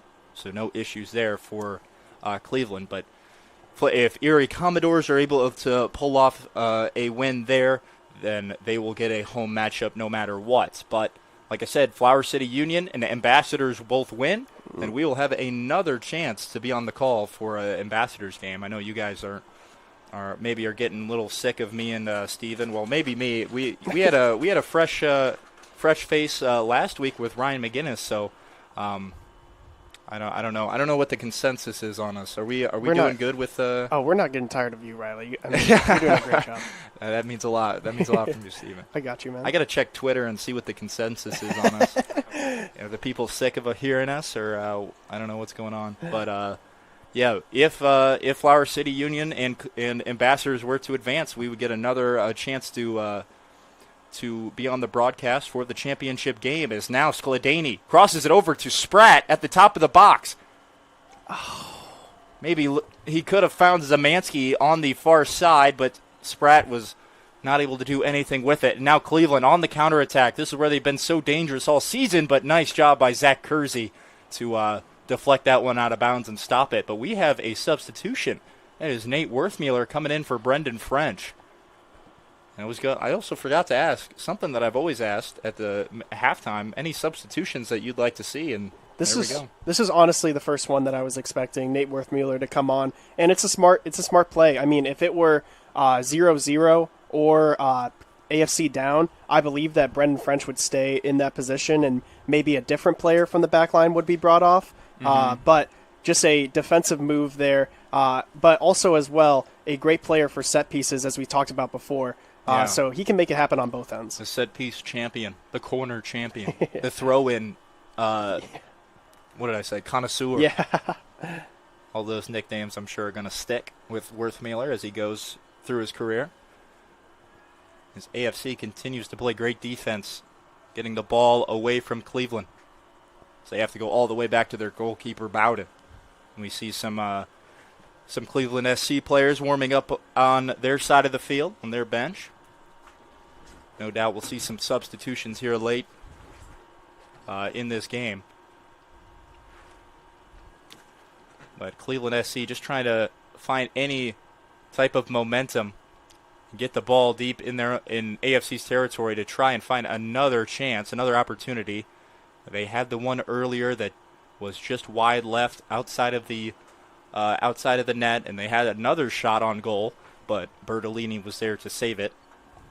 But that has been pretty much it for Cleveland SC offensively, which is surprising given how great they were in the regular season offensively. Yeah, and a lot of credit just goes to AFC, the way that they've... Gabriel Godding with a nice move, but he falls down, not able to control it. And looks like there might be... That's going to be a throw-in. A Cleveland SC player is down on the field. I don't know if there was it doesn't look like there was a foul called. I can't tell because it looks like Omar Najjar, or it looks like it's going to be a throw-in. Yeah. Mm-hmm. Yeah, throw-in from on the near side by Cleveland, but Cleveland SC, and that looks like Jordan Akins. That was number 3 for Cleveland. That's Brent Nanshoff, and Jordan Akins kind of going back and forth, as that one's going to be a foul against Jordan Akins. Jordan Akins causing some issues, and he will get a yellow card. And a free kick now. Gabriel Godding will stand over it. Now Nanshoff. And if you're Cleveland SC, you want to score earlier than later. You don't want to have to wait until injury time to make something happen. And this is the perfect chance to do so. Yeah, this is really moments where you just see sometimes who wants it more on set pieces like this. When you got a bunch of guys in the box fighting for a ball in the air, we're about to see who prevails. Mm-hmm. And if Cleveland SC were to tie it up, AFC was very close. Both Pinto and Harsh were very close to the ball. They were standing a few feet from it. Certainly not 10 yards. Yeah, Gabriel Godding was questioning why they were so close. Ref has to go over and correct them. But this matchup will carry on. There will be no ties, obviously, as we're in the playoffs. Godding kicks it not really near the net, but to the other side, to the other corner. So it'll go out of bounds, and now a throw-in for Cleveland. So they will continue to have the pressure. But like I said, if this game is tied at the end of regulation, we will go until a winner is named. Amir Spratt now at midfield, dancing around, trying to sneak past these Cleveland defenders, and he does. He's on the fast break, has one man to beat, but a good slide tackle there by Fuentes, who continues to be a nuisance on that back line for for Cleveland. But Zemansky over to the box. Bowden is able to track it down. Pinto not able to get there. Oh. But now I think Pinto kneed Bowden in the head when he was trying to jump over him inadvertently, I'm sure. But is the ref going to make a call there? As Bowden is still down on the ground, taking a knee to the head. Surely can't feel good as the trainer has to run out there for him. I don't know if there will be. You think there's going to be a call against Pinto or a card? I think the fact is, it's over now, but it definitely could have been a card. I believe the referee was turned the other way, but definitely could have been, something worth talking about at least. But for now, it just looks like we hope that this goalkeeper is okay. Yeah, Bowden and Pinto were trying to track down that ball in the box. Bowden got there first, but kind of slid in, and Pinto, his momentum, wasn't able to stop himself, tried to go over the top of Bowden and inadvertently kneed him in the head. Hopefully he is okay. No card shown to Pinto as of right now. Like Steven said, the referee was kind of turned. Didn't see the play out.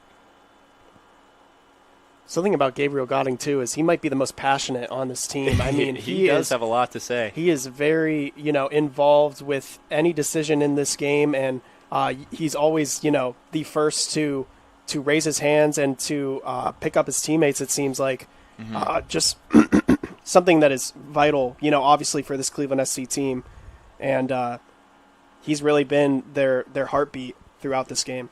Yeah, he's the kind of guy that you like having on your team, but the second you're playing against him, it's the worst time ever. But, exactly. That's a perfect way to put it. Bowden is up on his feet. The trainer's still looking at him. Not sure if Cleveland SC has a backup goalkeeper. So I don't see. I don't know who no backup goalkeeper for Cleveland is. We just got confirmation. It looks like he's going to continue to go. Definitely, I mean... hands on his knees. He doesn't look great. Yeah, how could you not be shaken up from that?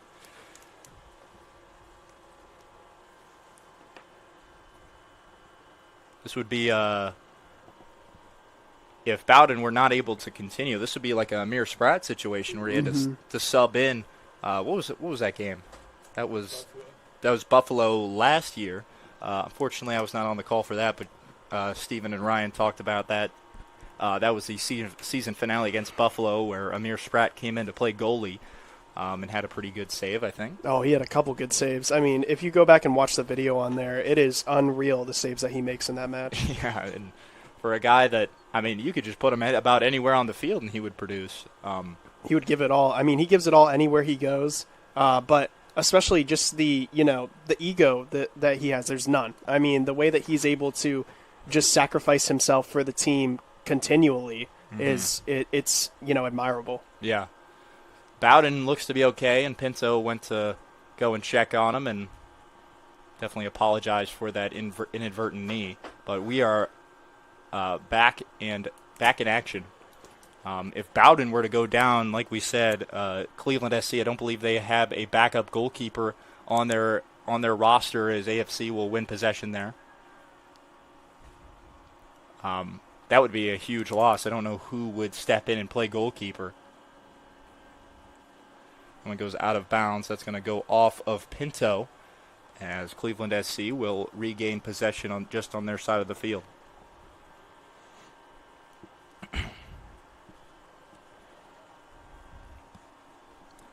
Definitely cooled down a bit, as it's about 79 degrees, but even stepping outside during halftime as AFC back on the attack.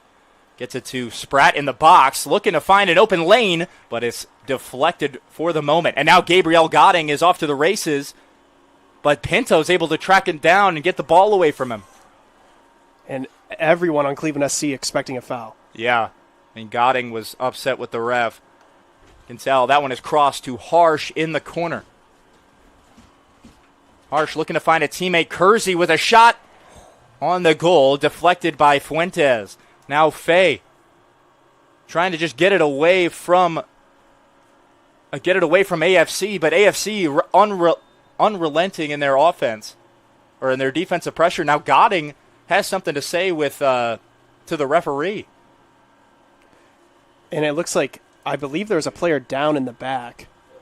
It looked like our guy Fuentes. Yeah, Yulito Fuentes was down.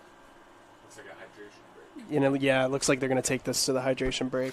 Well, an exciting first half to this second half, as we still have plenty of soccer to be played, but we'll take a quick break for hydration.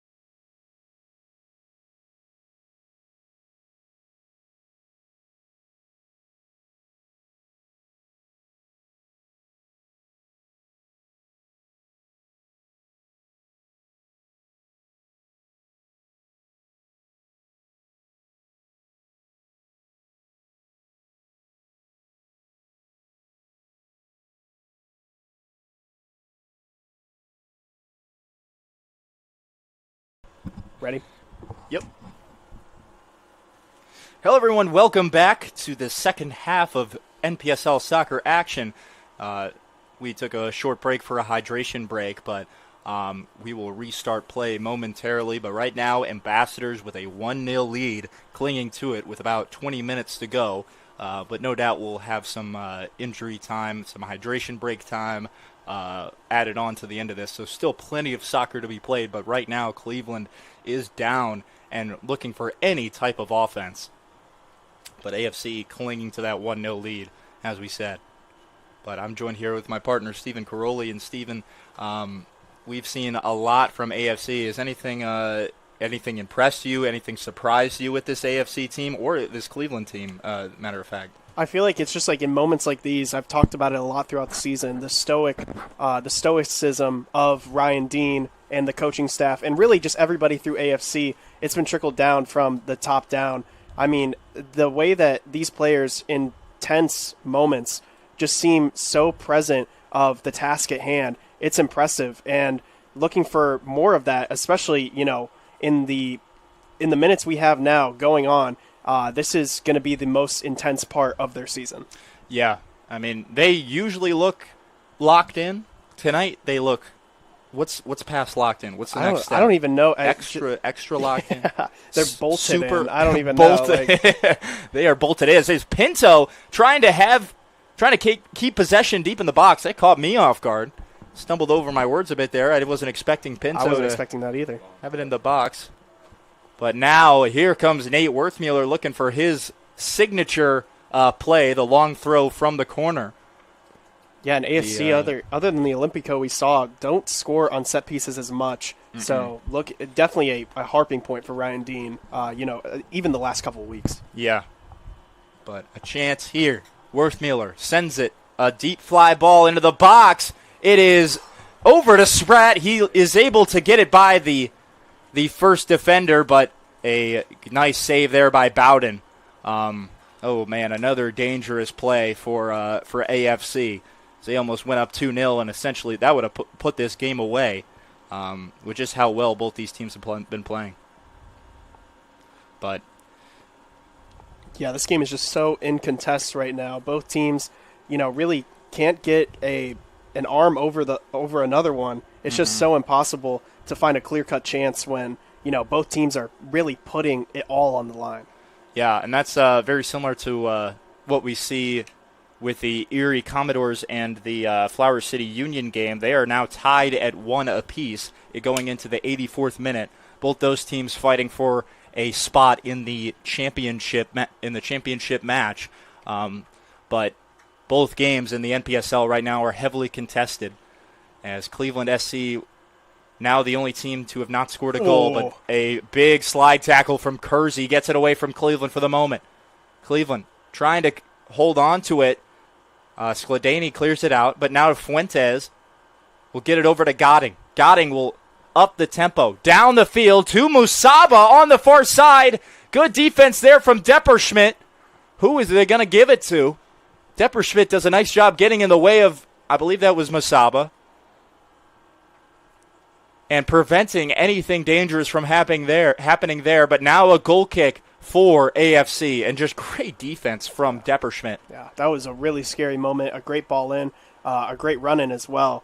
But then again, you just see the everlasting fight that AFC has. Yeah, I mean, if Depperschmidt had hesitated even a bit, Musaba definitely would have had a good shot on goal and could have tied this one up at 1. But again, the great defense of AFC continuing from the regular season into this first playoff matchup. But right now, Cleveland will take a second to restart. Still plenty of time for Cleveland to come back in this matchup. 15 minutes left on the clock, but like I said, definitely some hydration time and injury time, both of those. So we saw a lot of extra time at the end of the first half. We'll definitely see some here in the second half. But Cleveland continued to hold on to possession, trying to just find any chance. I mean, they've done a nice job of getting the ball into the, a big collision there from AFC players and a foul going against Cleveland. It looks like two AFC players collided just inside the box, but the foul will go against Cleveland. Gabriel Gotting was there in an instant to confront the referee and was wondering what was going on. I'm so confused right now because, I mean, even from up here, it was clear as day that two AFC players collided with one another. My only possible explanation is offside right there for Musaba before, but I don't think that they would call that late. Yeah, did the referee have his flag raised? I don't think so. I mean, that is just, and it looks like it's in the spot where two AFC players collide with each other. Yeah, that's gonna be a foul going against Cleveland, and just doesn't make very much sense. No, not at all. A big break for AFCs. You could tell all the Cleveland players were upset. Like I said, Gabriel Gotting was the first one to get in the referee's face and ask what was going on. But I believe Flower City Union has just scored another goal to make it 2-1. Wow. As they are in the 87th minute against Erie Commodores. I mean, really, one against four, 2 versus 3. Any way you want to put it with these top 4 seeds, it's going to be a competitive game no matter what. Yeah. Flower City Union giving Erie all they can handle and are well on their way to knocking off the top-seeded Erie Commodores. Erie has not lost a game yet this season. They actually have. We beat them. Oh, no, my God. I'm so sorry. Yeah, that is true. No, but that was, very end of the season. And also, though, I mean, Erie Commodores, before AFC gave them their first defeat, was ranked number 1 in all of the NPSL. So. Yeah. For them to go down in the first round, that would be a heartbreaking loss for them, considering how well they've played in the regular season. Their one loss coming in the season finale where things don't really matter. They've been kind of set in stone as that free kick will go way out of bounds. But Flower City Union leading the Commodores in the 89th minute, 2-1, as Erie will now press and have to come back quickly. So we'll keep you updated on that part. But right now, Ambassadors are on their way to meeting at Flower City Union in the championship. And now Amir Spratt looking to find a lane. He's got Pinto to his right, but a bevy of Cleveland defenders in his path. He's looking to dance around, maybe get it back to Zamansky, who mishandles it. And that'll go out of bounds, and Cleveland SC will have possession. Not a good moment for AFC right there. Just have to be a little more punctuate and cleaner when they have the ball down in Cleveland SC's final third, or in AFC's final third, I should say. Just because you don't know how many more moments you're going to get like that in the rest of this match. You might have to sit back for a very good part of these final 10 plus how many ever added minutes. Yeah. I don't like this. Ambassadors really haven't done much on the offensive side of the ball, which they don't necessarily have to. Is Pinto now racing over to Spratt at the top of the box? He has 2 men on him, trying to dance around, but it's stolen away again. I think I mentioned this in a previous broadcast, but when you kind of take the foot off the gas pedal when you are leading, especially against a team like Cleveland, you're opening them up for the comeback. You're basically saying the comeback is available to you as a shot goes straight into the chest of Bertolini in goal. Nice save there. But when you're sitting back on defense, when you're not pressing, which AFC has done. They've done a nice job getting the ball onto Cleveland's side of the field, but they just haven't done anything with it in the second half. Yeah, not a lot of offensive chances, but I would say something that, especially compared to the last game where AFC defended a while again, and this is just a yellow card on tomfoolery. Pinto. Yeah, that's going to be some time wasting there. Gotting, of course, in the middle of it. But yeah, I mean, with compared to the Erie Commodores game, AFC literally sat for 20, 30 minutes, and it was a definitive sit back into their side of the field. Whereas in this game, it has been more defensive in the second half, being 1-0 up for AFC. But the fact that they are able to push Cleveland SC's line back a little bit and hold possession in the midfield is it just makes a world's difference. Mm-hmm. Cleveland SC now will reset at midfield. 9 minutes to go in regulation. As Cleveland will kick a ball down to the end, AFC's end of the field, but it's cleared out by Najjar, who will boot one onto the hill. It's coming towards us. Yeah, that was pretty close, but Cleveland will regain possession. Godding at midfield. He'll boot it all the way to the other side. Cleveland, once again, have just not had too many great, as Worthmuller heads that one out, not too many clear and open opportunities. A lot of their shots have been contested besides a handful. So they will continue to press here. That one is booted towards the top of the box. Bertolini is able to get there and collect it. Bertolini doing a great job today, just above anything, staying calm and giving his best on every single save, and it's proven out well as he has had no mishaps so far in this game. Yeah, been a real kind of a defensive centerpiece for this great AFC team all season. Their goalkeeper play for AFC has been great this season with really Nick has. Bertolini, Mikkel Jeffers, and they've both played very well over the course of the season, and has been a big reason why this AFC defense has been so dominant. I mean, I think I bring this stat up every time, or almost every broadcast at this point. But besides the two Cleveland games, where the regular season where we lost 3-0 and 2-0, AFC has not allowed more than one goal per game. Yeah, that's such an impressive stat. I mean, just the ability to, give your offense a chance in almost every single game. It's so vital. Mm-hmm. And they're well on their way to doing that right now in this game, being up 1-0.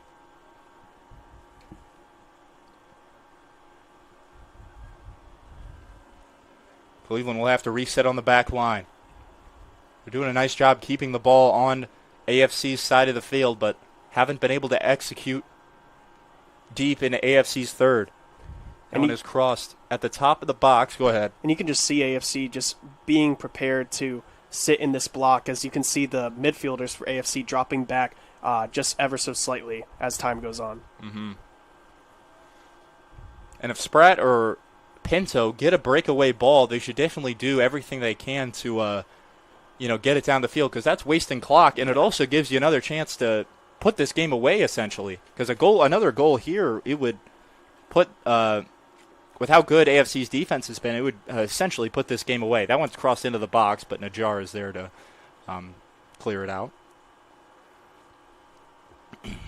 But you can definitely see Cleveland SC now pressing a lot more, as now Spratt streaking down the far side over to Kersey, just out of his reach, and Bowden is able to collect it. But Bowden will get right back on his feet and get the ball back in play, not wanting to waste any time on their side of the field, giving his offense a chance.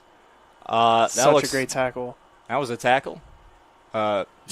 Sorry, I thought that for sure would have been a foul. Whoa. A yellow card showed to Godding. Not sure exactly what happened there. Maybe Godding was saying something to the referee. Is that in the middle of build-up? Yeah.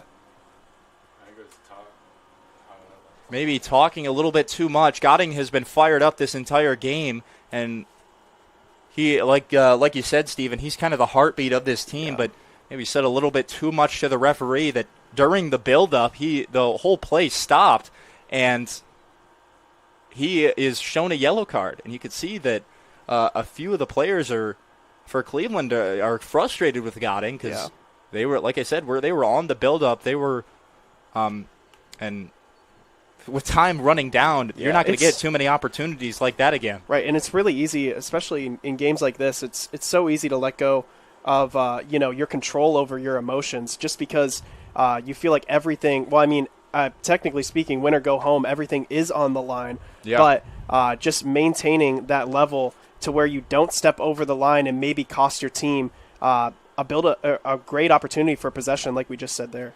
Yeah, especially in a game where your offense has struggled to get those opportunities. You need every chance you can get.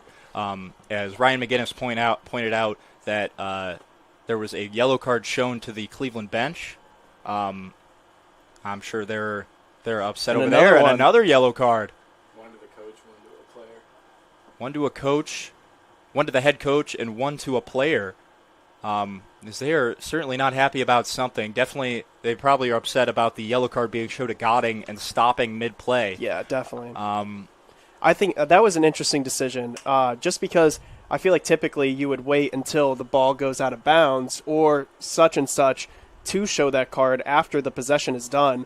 But also it might just be the ref's sort of way of saying, I've let a lot of stuff go in the first half and up to this point, and now you guys are going to pay for it. But I'm just not sure what the correct decision would be.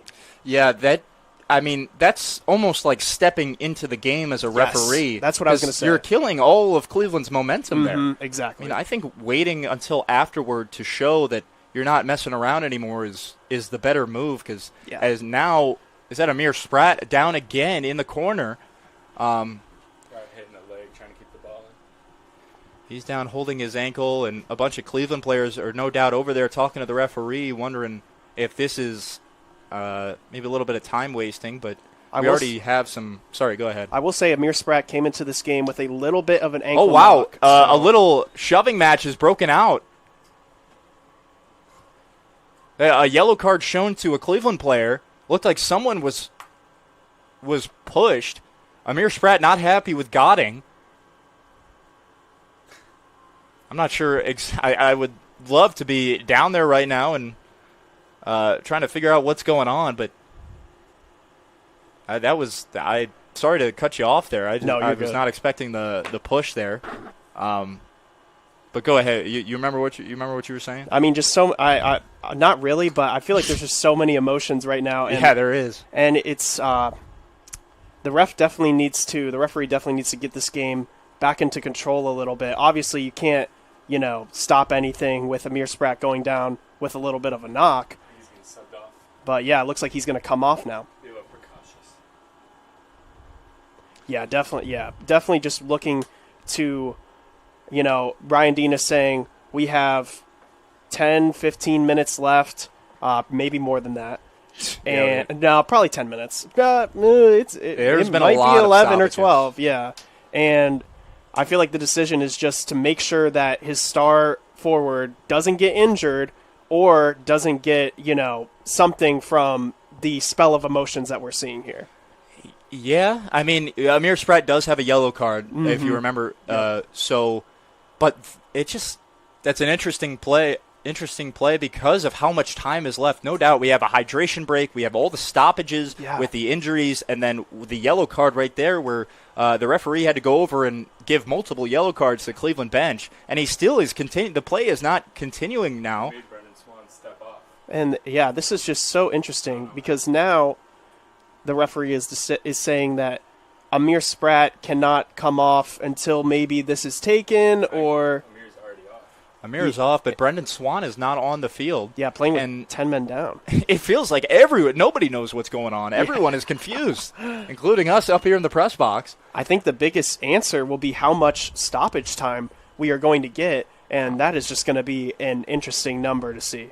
Yeah, but taking off Amir Spratt this late, or with still a decent amount of, no doubt there's going to be a lot of stoppage time, but taking him off in a situation where Cleveland could still come back is certainly an interesting call. But, Worthmuller had the corner, but he was just time wasting as Cleveland has to get on him, and now Cleveland has possession as they will boot it down the field. And this is a big moment for Cleveland with AFC only having 10 men. Definitely want to keep this ball in bounds. Yeah, Brendan Swan still not being allowed onto the field as Musaba has possession on the far side, trying to get it away from Kersey, but good defense there, and possession will go to Cleveland. Great defense from Kersey there. I mean, we've been seeing it all night. Yeah. I'm not sure when Brendan Swan and a yellow card being shown to Ryan Dean. This game is not slowly but surely. It's getting out of control in a hurry. Both benches have been shown a yellow card. There's been plenty of other yellow cards in the game, as it feels like we've been stopped play for a while now. Yeah, and you're just killing any momentum that Cleveland SC has or will have. I mean, just so many stoppages. Yeah. Cleveland now back in AFC territory. Crosses it in, but it's, again, good defense there from AFC as they're looking to sit back and waste away the rest of this clock. We do also have an update. Flower City Union defeated the Erie Commodores. They win 2-1. Gabriel Gotting has it in the box. Looking for a foul on Faye as that one's booted away. Faye got... that was Faye. Faye got ran over by AFC, but no call from the referee. Swan is on. Okay. Brendan Swan finally joins us on the pitch as Cleveland will cross it again into the box, looking for another opportunity, a bicycle kick, looking for Faye. Faye misses the kick, but they still have it, and it goes out of bounds. But now a corner kick as another little scrum is broken out. That looks like Depperschmidt, and a yellow card shown to a Cleveland SC player. Oh, man. As Cleveland is frustrated with the calls, no doubt, and how this game is turning out. I mean, Depperschmidt and the Cleveland player were pointing at each other and getting each other's faces, but there's still a game to be played. You got to keep a level head if you're Cleveland. As a corner kick now, Gabriel Gotting in the corner, sends a low line drive, has it kicked away by Worthmuller. Crossed at the top of the net. A beautiful save by Bertolini. But another corner kick incoming for Gabriel Gotting. A nice shot there from Jack Jenkins. Almost got a top ins. That's right. There we top go. Yep, ins. that's right. Gabriel, not a good time for a joke. Gabriel Gotting over to the top, back to Jenkins. Worthmuller on him now, a little bit tighter. Cleveland trying to find another opportunity to get it in the back of the net. Crossed, but headed out by Najjar. Jenkins will regain possession. Cleveland continuing to cross it in, but this one goes straight into the hands of Bertolini.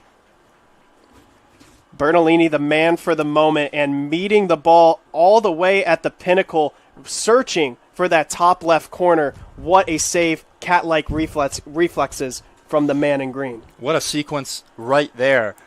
I mean, AFC doing everything in their power to keep Cleveland out of the net and maintain this 1-0 lead. Cleveland running out of time slowly but surely, but no doubt they'll still have maybe one or two more opportunities to tie this game up and send it in overtime. Crosses it down the field. Aikens not able to get there. Possession for Cleveland. They cross it to the box, but it's headed away up into the air. Bertolini will come down with it. Offsides. Is there a call by the referee? Offsides against Cleveland. Substitution incoming for AFC.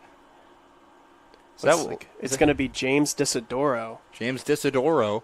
What do you think Ryan Dean is planning here with Disidoro? Oh, this is definitely athleticism. I mean, this kid can defend. He plays at Wittenberg, and he is just so good coming into situations like this when he needs to give all of his body and more. But definitely looking to get some fresh legs.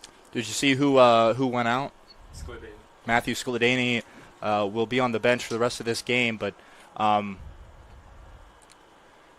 here in injury time, not sure how much time we have left. There has been so many stoppages. We are 5 minutes into injury time. Great job by Ryan McGinnis to put a clock and stopwatch on his phone. But 5 minutes into injury time, not sure how much we have left, but it seems like we've said it before. It seems like there's going to be a lot of injury time, considering how many stoppages we've had. If it's accurate, it's more than 10 minutes, that's for sure. Yeah. But Cleveland, a little tie up there, a foul going against Alex Depperschmidt. And a free kick now for Masaba as they'll just get it right back in play. an exciting second half as that is crossed into the box at the top, looking for Masaba on the back side, but it's headed away for the moment. Now Cleveland will kick it. That one goes way over the top. That was Alan Jerkovich trying to send it in from midway through AFC's territory. But an exciting second half nonetheless, as Nick Bertolini taking a second to get some water. Definitely some time wasting there, as he will boot it all the way onto Cleveland FC's side of the field. Pinto trying to track it down. He will get it, gets a shot off, and it's blocked by Bowden. There's a foul inside the box on Pinto. He grabbed Diego's leg. They were wrapped up as Pinto had the shot on the goal. A yellow card shown to Jerkovich, but now there's going to be a penalty kick courtesy of the foul on Pinto. And it looks like it was not on the shot initially. It was after, when that ball was still in either team's hands, and the decision by the goalkeeper just to make sure that Diego Pinto couldn't get to it, but it wasn't sneaky enough as he grabbed him to the ground, and a very proper whistle from the referee and sprinting over to the spot. It was definite in their mind. I thought it was the defender, but it was the goalkeeper who grabbed him. I didn't see that. It might have been the defender. I might have saw that wrong. Yeah, there was just a pile right there where Diego Pinto got the shot off from, but now a penalty kick that could potentially put this game away. Just a great pressing by Diego Pinto as well. I mean, no give up on that play whatsoever. And I mean, you just see the raw athletic ability when he can go 0 to 60 and make something happen like this. Yeah. Pinto will be the one to take it. Bowden will be in goal. This is to send the Ambassadors to the NPSL Great Lakes Championship game, which now would be hosted here at King Field because Flower City Union knocked off the top-seeded Commodores. This may be the penalty of his life up to this moment. And who else to take it besides the June NPSL Player of the Month?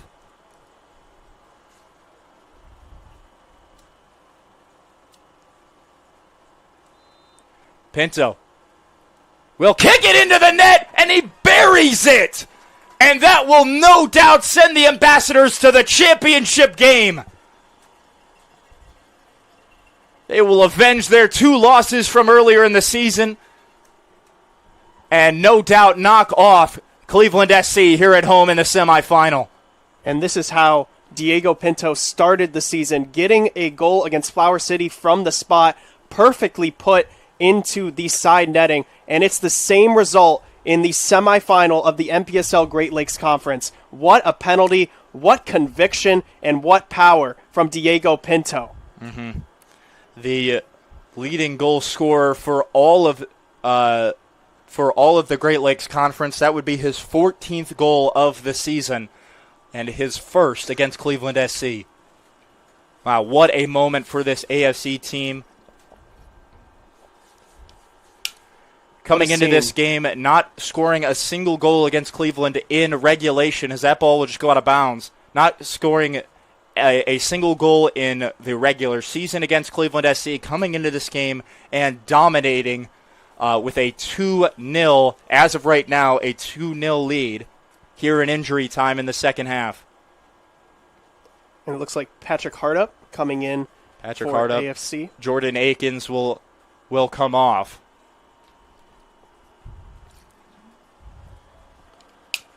I believe the championship game will be played on Saturday, if I'm correct. Sunday. Championship Sunday for a shot. That one goes wide to the right. But if Ambassadors hold on, I don't want to conclude. Well, I mean, I already did kind of conclude it with the goal call, but Ambassadors leading 2-0. They hold on. They will host Championship Sunday against Flower City Union. And we will get to have another broadcast with you guys. But Cleveland SC right now, just trying to get anything to go their way here in injury time. But that goal, no doubt, by Diego Pinto certainly sealed it.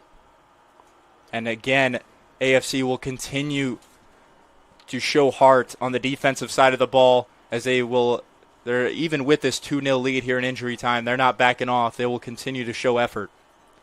But man, what a game this has been. Yeah, I mean, this has just been extraordinary. I mean, we have seen so much anxiety, so much thrill, and it has just been, it's a game of moments. And AFC, you saw Diego Pinto, he just made the best of his moment right there. Mm-hmm.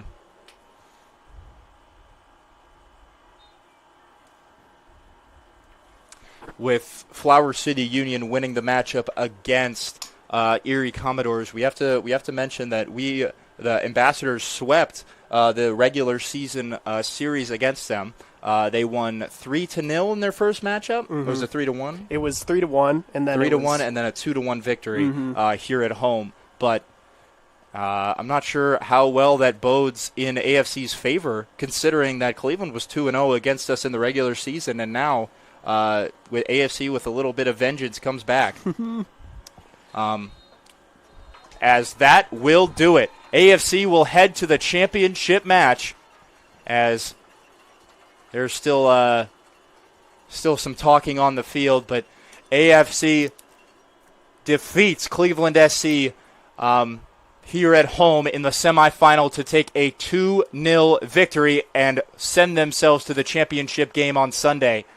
Wow, what a match. Any final thoughts from you, Stephen?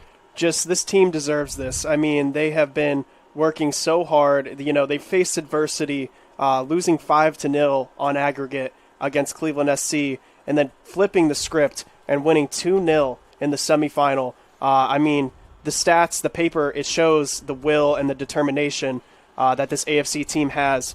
And, you know, they've really stayed the course all season long, haven't got too ahead of themselves, haven't got too low on themselves. And, you know, that makes for moments like this when you need to have your most level head. Can you have it for 90-plus minutes? Yeah. AFC did. Yeah. Well, what we were talking about earlier, how sweet it would be if AFC was to face Flower City Union and get revenge from last year's championship game. Here we go. Here it is. The stage is set for that to happen. Flower City Union will be traveling here to King Field, and we will be on the call here on Sunday.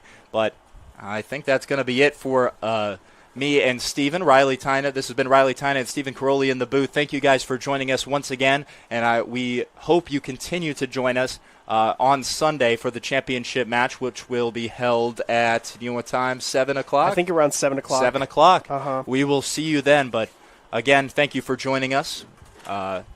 Yeah, I got no other words. No words. What a great matchup that was. Really just speechless. And, yeah, thanks for being here. And I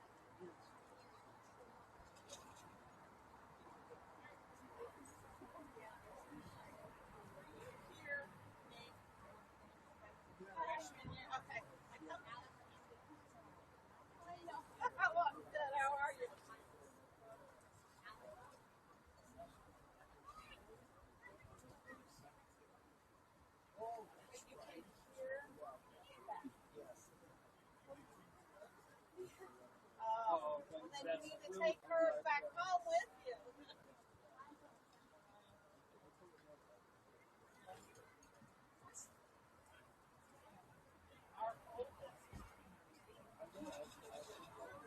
Oh, Paul. So we went and visited, and the part like right over was a total. That's the flight.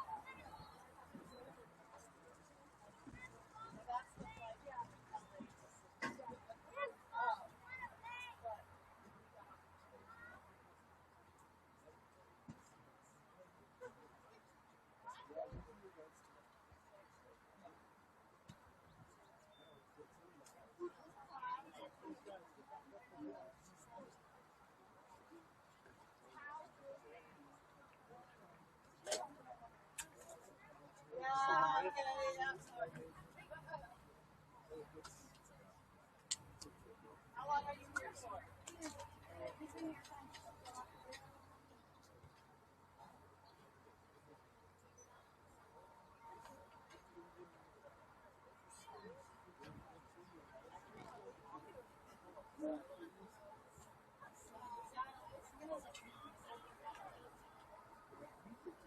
Have a safe trip home.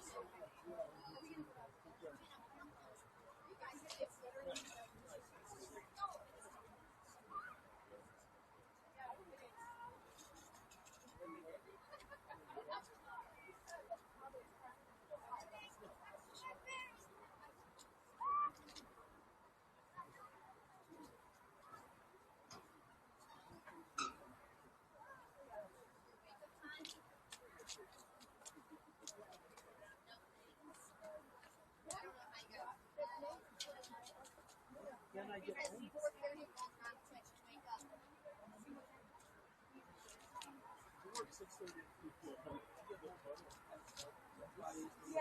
Get in before rush hour, get out before rush hour. Somebody took a flex.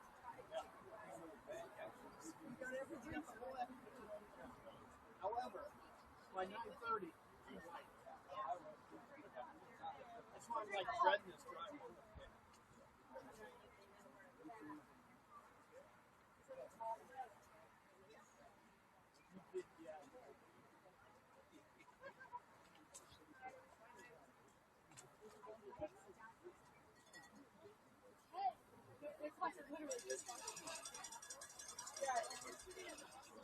Yeah, you gotta go in.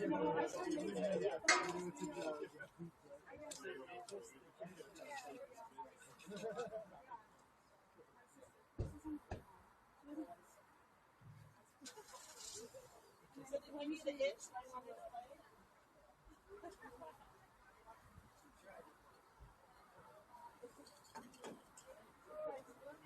She was.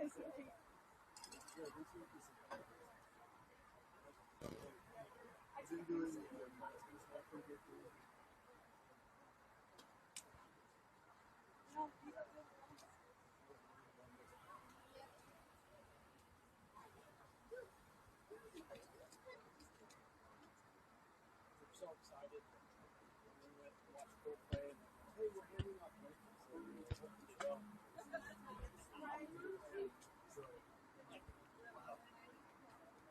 Yeah.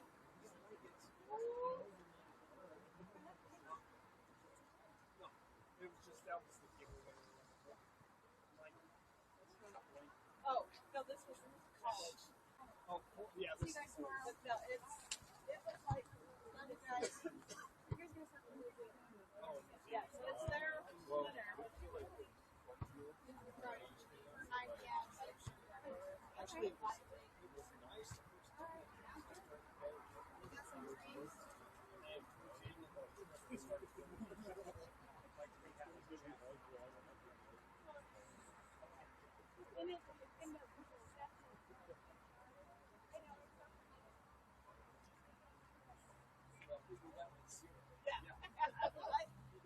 You could get away wearing shorts.